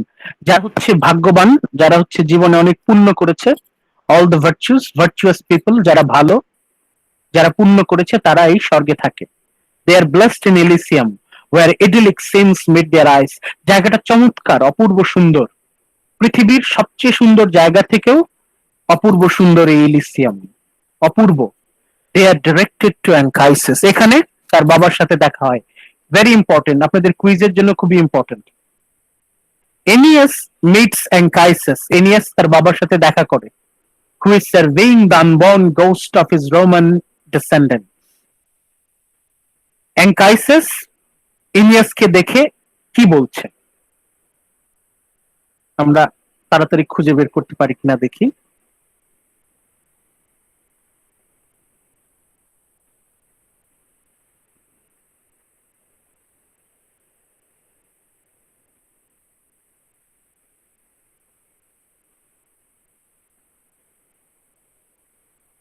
এই যে এখানে আছে, পেজ নাম্বার 193, 193 নম্বর পেজে আপনারা পাবেন। অবশেষে এনিয়াসের সাথে তার বাবার আত্মার কথা হচ্ছে। Now father Anchises deep in valleys green recesses. Anchises Elysium, স্বর্গের অপূর্ব সুন্দর মাঠে ঘাসের উপর হেঁটে যাচ্ছে। Was passing among the souls secluded there, reviewing them eagerly on their way to the world of light above. By chance he was counting over his own people. অ্যাঙ্কাইসেস কি করছে? অ্যাঙ্কাইসেস মানুষ গুনছে। অ্যাঙ্কাইসেস ঘাসের উপর দিয়ে হাঁটছে আর মানুষ গুনছে। কাকে কাকে যেন গুনছে, 1 2 3 করে গুনছে। অল হিজ চেরিশড heirs, এরা কারা? কাদেরকে সে গুনছে? যারা তার বংশধর। এরাই হচ্ছে দ্য গ্রেট রোমান, এরাই হচ্ছে এলিয়াসের বংশধর, পরবর্তী বংশধর যারা পুরো পৃথিবী শাসন করবে। The great Roman race, the great Roman leaders, যারা একে একে জন্মগ্রহণ করবে, যারা those who will give birth to the greatest civilization of all time, Roman civilization. Their fames and their fates, their values, acts of valor. মানে এখানে Virgil খুব সুন্দর করে মানে রোমানদেরকে গ্লোরিফাই করছে যে রোমানরা কত গ্রেট, কত মহান। ইলিয়াসের বংশধর, এরা হচ্ছে রোমান সাম্রাজ্যের নেতা, এরা হচ্ছে রোমান সম্রাট, এবং এরা তাদের বীরত্ব দিয়ে পৃথিবী দখল করবে, সারা পৃথিবী শাসন করবে। and their fame, তাদের সুনাম, তাদের ফেট, তাদের সোনালী ভবিষ্যৎ, their values, তাদের সম্মান, তাদের ভ্যালিয়ার, তাদের বীর গাথা। when he saw Aeneas striding towards him over the field, he reached out both his hands. ছেলেকে দেখে, ইনিয়াসকে দেখে অ্যাঙ্কাইসিস 2 হাত বাড়িয়ে দিল। he reached out both his hands as his spirit lifted, tears ran down his cheeks. ছেলেকে দেখে অ্যাঙ্কাইসিস আনন্দে কেঁদে ফেলল। Tears ran down his cheeks. A cry broke from his lips. You come at last! You come at last! অ্যাঙ্কাইসিস এডিয়াসকে দেখে বলছে, অবশেষে তুমি এসেছো প্রিয় পুত্র, অবশেষে তুমি এলে। You have come at last. Has the love of your father hoped? Has the love your father hoped for mastered the hardship of the journey? তুমি তাহলে অবশেষে এলে এত কষ্ট করে। let me look at your face. আমার ছেলেটাকে একটু দেখি, কত কষ্ট করেছে আমার ছেলে। my son, exchange some word, কথা বলো। মানে বাবা ছেলেকে বলছে কিছু বলো। মানে এখানে এই জায়গাটা কেন গুরুত্বপূর্ণ? এখানে আমরা আরেকটা ফাদার সান রিলেশনশিপ পাচ্ছি। বেসিক হিউম্যান ইমোশন তো আছেই। আমরা আবার ফিরে যাচ্ছি ক্লাসিসিজম পড়েছিলাম, the elements of classic literature. এখানে আমরা বেসিক হিউম্যান ইমোশন পাচ্ছি, বাবা ছেলের সম্পর্ক, the relationship between father and son. কি ইমোশনাল মুহূর্ত, বাবা ছেলের সম্পর্ক কেমন হওয়া উচিত, কেমন হতে পারে, তার একটা বর্ণনা আমরা এখানে পাচ্ছি। কিরকম আবেগের সাথে বাবা ছেলেকে জড়িয়ে ধরছে, কিরকম ইমোশনালি কথা বলছে, বাবা ছেলের সম্পর্ক কতটা আন্তরিক হওয়া উচিত। ইন আন্ডারওয়ার্ল্ডে গিয়ে ইনিয়াস তার বাবার আত্মার সাথে দেখা করছে, কতটা ইমোশনাল সেই দৃশ্য। Let me look at your face, Anchises বলছে দেখি আমার ছেলের মুখটা একটু দেখি। মাই সান, এক্সচেঞ্জ সাম ওয়ার্ড, কিছু বলো। and hear your familiar voice, আমি একটু তোমার গলার স্বরটা একটু শুনি, কতদিন তোমার গলার স্বর শুনি না। so I dreamt, I knew you would come, আমি জানতাম আমার ছেলে আসবে। I counted the moments, আমি গুনেছি, প্রতিটা মুহূর্ত আমি গুনেছি। my longing has not betrayed me, কতদিন ধরে অপেক্ষা করছি, 1 বছরেরও বেশি হয়ে গেল, অবশেষে আমার ছেলে আমার কাছে এসেছে। কি ইমোশনাল মুহূর্ত।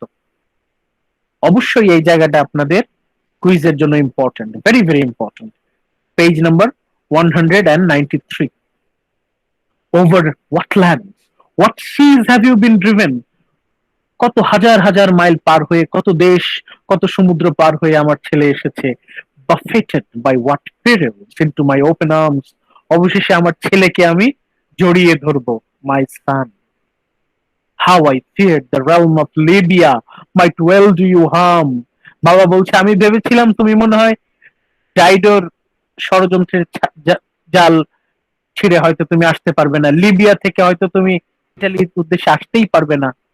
মানে অ্যাঙ্কাইসিসের ভয় ছিল যে মনে হয় এনিয়াস লিবিয়া ছেড়ে কখনো ইটালিতে আসতেই পারবে না। ইয়োর গোস্ট মাই ফাদার, এনিয়াস কথা বলছে, ইয়োর গোস্ট মাই ফাদার, তোমার আত্মা, ইয়োর গ্রিভিং গোস্ট, তোমার আত্মা, so often it came and urge me to your threshold. তুমি, আমি যখন রাতে ঘুমাতাম আমার স্বপ্নে তোমার আত্মা আমার কাছে আসতো, এসে আমাকে বারবার তোমার কাছে আসার কথা বলতো। My ships are lying moved in the Tuscan sea, সমুদ্রের ধারে এখনো আমার জাহাজগুলো দাঁড়িয়ে আছে। Let me clasp your hand my father, let me, I beg you, don't withdraw from my embrace. কতদিন হয় বাবাকে জড়িয়ে ধরি না, কতদিন হয় বাবার হাত ধরি না। বাবাকে জড়িয়ে ধরতে চাচ্ছে, বাবার হাত ধরতে চাচ্ছে। সো ইনিয়াস প্লিডেড, কাতর ভাবে চাচ্ছে বাবাকে সে জড়িয়ে ধরুক। So Aeneas pleaded, his face streaming tears, ইনিয়াসের চোখ বেয়ে টলটল করে পানি পড়ছে। ইনিয়াস নিজের কান্না সামলাতে পারছে না। 3 times he tried to fling his arms around his neck. 3 বার সে চেষ্টা করলো বাবাকে জড়িয়ে ধরতে। 3 times he embraced nothing. তার বাবাকে সে জড়িয়ে ধরতে পারছে না। The phantom sifting through his fingers. বাবার শরীর, বাবার আত্মা, এটা তো আত্মা, এটা তো শরীর না। ওকে সে জড়িয়ে ধরতে পারছে না। ধোঁয়ার মতো, ধোঁয়াকে তো জড়িয়ে ধরা যায় না, ছায়াকে জড়িয়ে ধরা যায় না। বাবার আত্মার ছায়া, যতই সে চেষ্টা করছে জড়িয়ে ধরার জন্য পারছে না। কি কষ্ট, যন্ত্রণায় সে কেঁদে ফেলছে। লাইট অ্যাজ উইন্ডস, বাতাসের মতো, quick as a dream in flight. কত চেষ্টা করছে বাবাকে জড়িয়ে ধরার জন্য। এই যে বাবা ছেলের ইমোশনাল দৃশ্য, সত্যি এটা খুবই হৃদয় বিদারক। মানে বাবাকে চোখের সামনে দেখছে, অথচ বাবাকে জড়িয়ে ধরতে পারছে না, বাবার বাবার হাত ধরতে পারছে না। Father is there. And now Aeneas sees in the valley depths a sheltered grove. তার বাবা একটাই সান্ত্বনা, তার বাবা এখন যেখানে আছে জায়গাটা অপূর্ব সুন্দর। A sheltered grove and rustling wooden bricks and the Lethe flowing past the home of peace. Around it hovers numberless races, nations of souls. মানুষ সারি ধরে দাঁড়িয়ে আছে, একজনের পর আরেকজন জন্মগ্রহণ করবে। সারি ধরে দাঁড়িয়ে আছে, Nations of sols like bees in মেডোল্যান্ডস। ঝাঁকে ঝাঁকে যেমন মৌমাছি, সেরকম ঝাঁকে ঝাঁকে হাজার হাজার লাখ লাখ মানুষ দাঁড়িয়ে আছে। Like bees in meadowlands on a cloudless summer day that settle on flowers, riots of colors swarming round the lilies, lustrous sheen, and the whole field comes alive with humming murmur. মানুষ যখন কথা বলছে তখন গুঞ্জন শুরু হয়। সবাই যখন একসাথে কথা বলতে থাকে তখন মৌমাছির গুঞ্জনের মতো শব্দ হয়। Strung by the sudden sight, Aeneas, all unwilling, wonders aloud and asks, "What is the river over there, and who are they who crowd the banks in such a growing throng?" এই যে এত মানুষ দাঁড়িয়ে আছে, এরা কারা? এই যে নদী, এটা কিসের নদী? His father Anchises answers, "They are the spirit owed by a second body by the fates." এরা আবার জন্মাবে, তাদের আবার পুনর্জন্ম হবে। যারা আবার জন্মাবে তারা এখানে লাইন ধরে দাঁড়িয়ে আছে, সিরিয়ালি তাদের জন্ম হবে। They drink deep of the liver Lethe's current here. যারা আবার জন্মাবে, যাদের পুনর্জন্ম হবে, রিইনকার্নেশন হবে, তারা এই নদীর পানি খাবে, এই নদীর পানি পান করবে। যারা এই নদীর পানি পান করবে তারা অতীতের সব স্মৃতি ভুলে যাবে, তারা নতুন করে জন্মাবে। Long drafts that will set them free of cares, oblivious forever. How long I have yearned to see you, show them to you. ইনিয়াসকে বলছে, আসো আসো দেখে যাও। অ্যাঙ্কাইসিস তার ছেলেকে বলছে, আসো প্রিয় পুত্র, দেখো এরা কারা, ফেস টু ফেস দেখো। Yes, I count the tally out of all my children's children. এরা সবাই আমার নাতিপুতি, এরা সবাই আমার বংশধর, তোমার বংশধর। So all the more you can rejoice with me in Italy, found at last. দেখো আমাদের ভবিষ্যৎ কত উজ্জ্বল। এনিয়াস, আমাদের আর কোনো চিন্তা নাই। Our future is sure to be golden. আমাদের ভবিষ্যৎ সোনালী, আমাদের চিন্তার কোনো কারণ নাই, আমাদের ভয়ের কোনো কারণ নেই। এখানেই বলছে, Anchises points out to the Aeneas the famous Romans who are waiting their turn to be born. ইনিয়াসকে দেখাচ্ছে, দেখো দেখো তোমার বংশধর, এই গ্রেট রোমান, এরা হচ্ছে পৃথিবীর সর্বকালের সর্বশ্রেষ্ঠ মানুষ। এরা হচ্ছে পৃথিবীর সর্বকালের সর্বশ্রেষ্ঠ মানুষ। এদের মতো ভালো আর কেউ কখনো জন্মাবে না। এরা কারা? এরা সবাই তোমার বংশধর, এরা সবাই তোমার বংশধর। They are Romans, the greatest race, সর্বকালের সর্বশ্রেষ্ঠ জাতি Roman. The Alban kings Romulus, the greatest of the greatest, সবচেয়ে গ্রেটেস্ট, সর্বকালের সর্বশ্রেষ্ঠ রাজা অগাস্টা। দেখেন, ভার্জিল চিকনে অগাস্টাসকে তেল দিয়ে দিল, অগাস্টাসের নাম চলে আসলো। এই জায়গায় এসে লিটারেচার আর হিস্টোরি মিশে গেল। ইনিয়াস আন্ডারওয়ার্ল্ডে গিয়ে দেখতে পেল যে তার থেকেও মহান, ইনিয়াসের থেকেও মহান একজন জন্মগ্রহণ করবে তার বংশে, তার বংশধরদের মধ্যে একজন আসবে, সে তার থেকেও মহান, সবার থেকে মহান, the greatest human being of all time. সে কে? Augustus, the Roman king and many heroes of Roman republic. এই অগাস্টাসের নেতৃত্বে রোমান সাম্রাজ্য, রোমান এম্পায়ার সর্বশ্রেষ্ঠ যুগে প্রবেশ করবে। পৃথিবী তখন সবচেয়ে সুন্দর।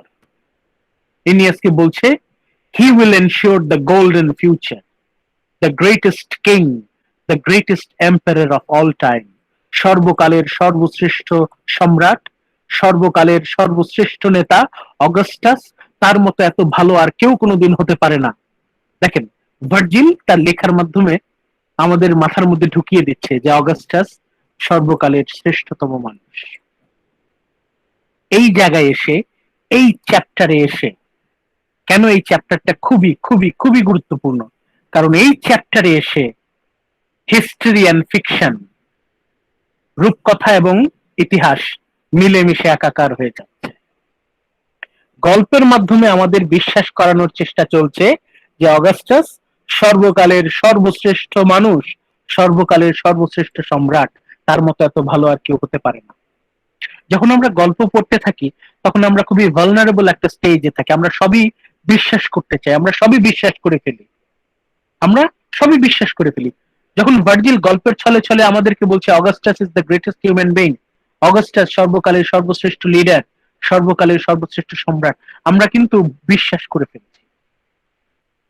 হাজার হাজার lakh lakh million million scholar, তারা যখন ছেলেবেলা থেকে এই ইলিয়াড মুখস্থ করে বড় হয়েছে, তারা কিন্তু তাদের মনে বদ্ধমূল বিশ্বাস যে Augustus is the greatest empire of all time, Augustus is the greatest human being, Roman race is the greatest race of all time.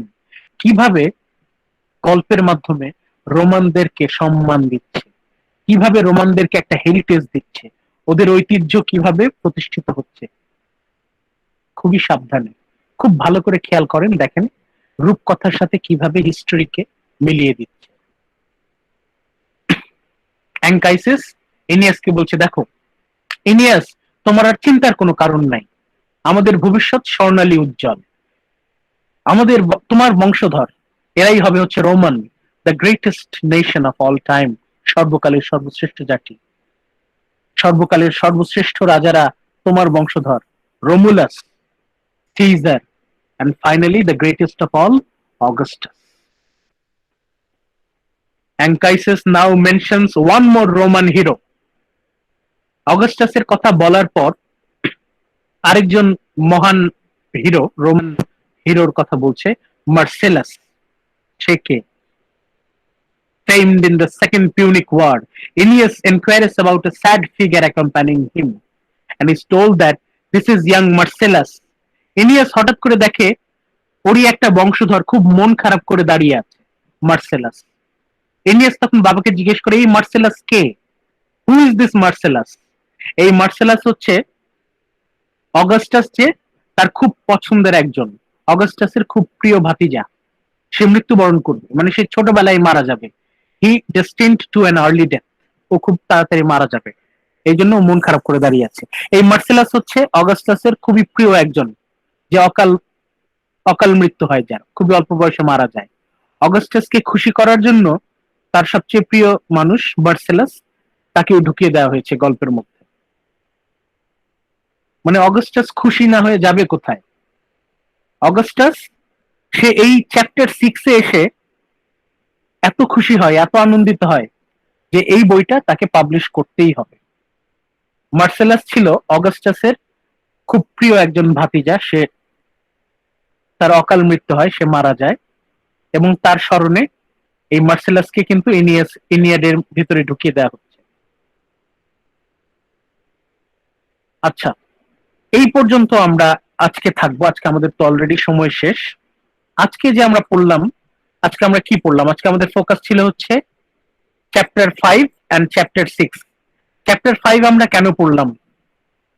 Chapter 5 পড়লাম কারণ এখানে ইনিয়াসের যে লিডারশিপ কোয়ালিটি, সে যে লিডার হয়ে উঠছে, তার মধ্যে যে ম্যাচুরিটি আসছে, ওর মধ্যে যে ডিপ্লোম্যাটিক কোয়ালিটি, সে যে ঝগড়া মিটমাট করে দিচ্ছে ডিপ্লোম্যাটিক্যালি, খুব ট্যাক্টফুলি, তারপর সে এত বড় অনুষ্ঠানের আয়োজন করছে সাফল্যের সাথে। মানে ইনিয়াস এর মধ্যে নেতৃত্বের গুণাবলী ফ্লারিশ করছে। Aeneas is getting maturity as a leader. এই কারণে আমাদের বুক 5টা প্রয়োজন। বুক 5 থেকে আমরা জানবো হচ্ছে Aeneas maturity as a leader. Leader হিসেবে ইনিয়াসের মধ্যে লিডারশিপ কোয়ালিটি গ্রো হচ্ছে। এরপর বুক 6, এটা আমরা খুবই ডিটেইলে পড়লাম। বুক 6 আমাদের খুবই ইম্পর্টেন্ট। বুক 6 কেন গুরুত্বপূর্ণ? কারণ বুক 6 এ ভার্জিল আমাদেরকে শেখাচ্ছেন যে ইফ উই আর রিলিজিয়াস, আমরা যদি ধার্মিক হই, আমাদের জীবনে কোনো দুঃখ কষ্ট থাকবে না। আমাদের যতই কেউ ক্ষতি করার চেষ্টা করুক, আমাদের কোনো ক্ষতি হবে না।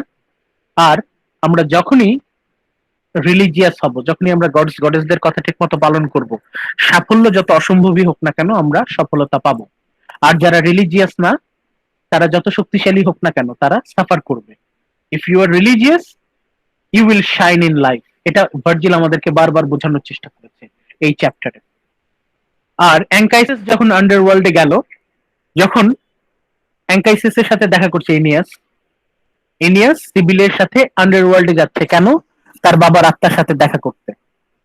এখান থেকে আমরা কি জানতে পারছি? এখান থেকে আমরা জানতে পারছি যে অ্যাঙ্কাইসিস ইনিয়াসকে বলছে, চিন্তা করুন না, ডোন্ট হ্যাভ টু ওয়ারি, চিন্তার কোনো কারণ নেই। তোমার বংশধরেরা এরা সবাই সোনালী ভবিষ্যৎ অপেক্ষা করছে। তোমার বংশধর থেকেই জন্ম নেবে the greatest race of all time, Roman race. আর এই রোমান রেস থেকেই জন্ম লাভ করবে the greatest empire of all time, Aeneas. এরাই পৃথিবীতে স্বর্ণালী ভবিষ্যৎ রচনা করবে। The greatest civilization of all time, Roman civilization. The greatest city of all time, Rome. Rome কত মহান, the glory of Rome. Rome কত মহান হবে, তার যে সোনালী ভবিষ্যৎ, সেটা আমরা এখানে দেখতে পেয়েছি। কেন এই চ্যাপ্টারটা ইম্পর্টেন্ট? আর একটা কারণ হচ্ছে, here we find the combination of fact and fiction. এখানে মিথ, রূপকথা, এবং হিস্ট্রি, ইতিহাস মিলেমিশে একাকার।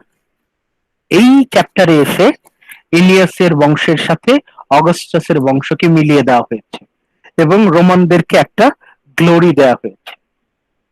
রোমানরা গল্পের মাধ্যমে পাঠকদের মনে, আমাদের মনে ঢুকিয়ে দেওয়ার চেষ্টা চলছে যে রোমানরাই হচ্ছে পৃথিবীর সর্বশ্রেষ্ঠ জাতি, তারা যা করেছে ঠিক করেছে। রোমান সাম্রাজ্য, Roman civilisation is the greatest civilization of all time. এর থেকে ভালো কোনো সিভিলাইজেশন হতে পারে না। Augustus is the greatest leader of all time. উনি যা করেছেন ঠিক করেছেন, যত অন্যায় করে থাকেন ঠিক করেছেন, because he deserves it.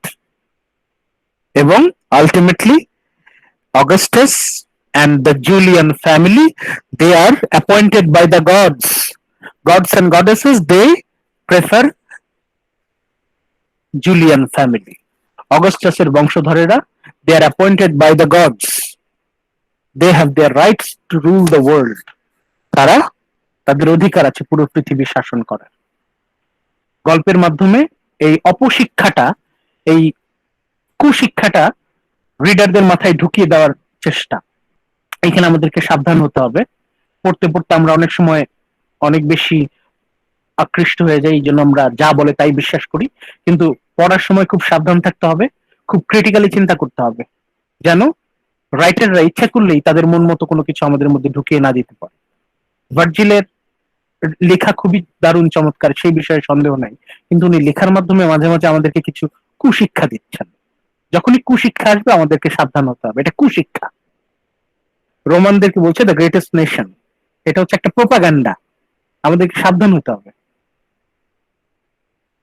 So আজকে আমরা পড়লাম বুক 5 বুক 6। এই বুক 5 বুক 6 আমাদের এই যে সামনে আসছে কুইজের জন্য এই চ্যাপ্টার গুলো খুব ইম্পর্টেন্ট। কি কি চ্যাপ্টার আপনারা মন দিয়ে পড়বেন বলে দিই। বুক 1, বুক 4, বুক 5, বুক 6। বুক 1, বুক 4, বুক 5, বুক 6 এই চারটা চ্যাপ্টার কিন্তু আমরা বই থেকে পড়েছি। এই যে বই থেকে পড়েছি, ঠিক আছে? এই বইটা পাশে রাখবেন, পড়তে সুবিধা হবে, ঠিক আছে? এখান থেকে আপনাদের কুইজে কোয়েশ্চেন করা হবে। কুইজ নিয়ে ডিটেইল আমি পরে আবার আলোচনা করব আরেকদিন। আজকে এই পর্যন্তই থাকি। আপনাদের যদি কোয়েশ্চেন থাকে তাহলে আমাকে জিজ্ঞেস করবেন, গুগল ক্লাসরুমে জিজ্ঞেস করবেন, কোনোটা যদি বুঝতে সমস্যা হয়। আবার ইনশাল্লাহ নেক্সট উইকে দেখা হবে সোমবার। স্যার বলেন। হ্যাঁ বলেন। স্যার আমাদের তাহলে কুইজের জন্য সবার কি পরে শেষ বলবো, হয়ে পরে গেল? আলোচনা করব কুইজের বিষয়টা পরে আলোচনা করব।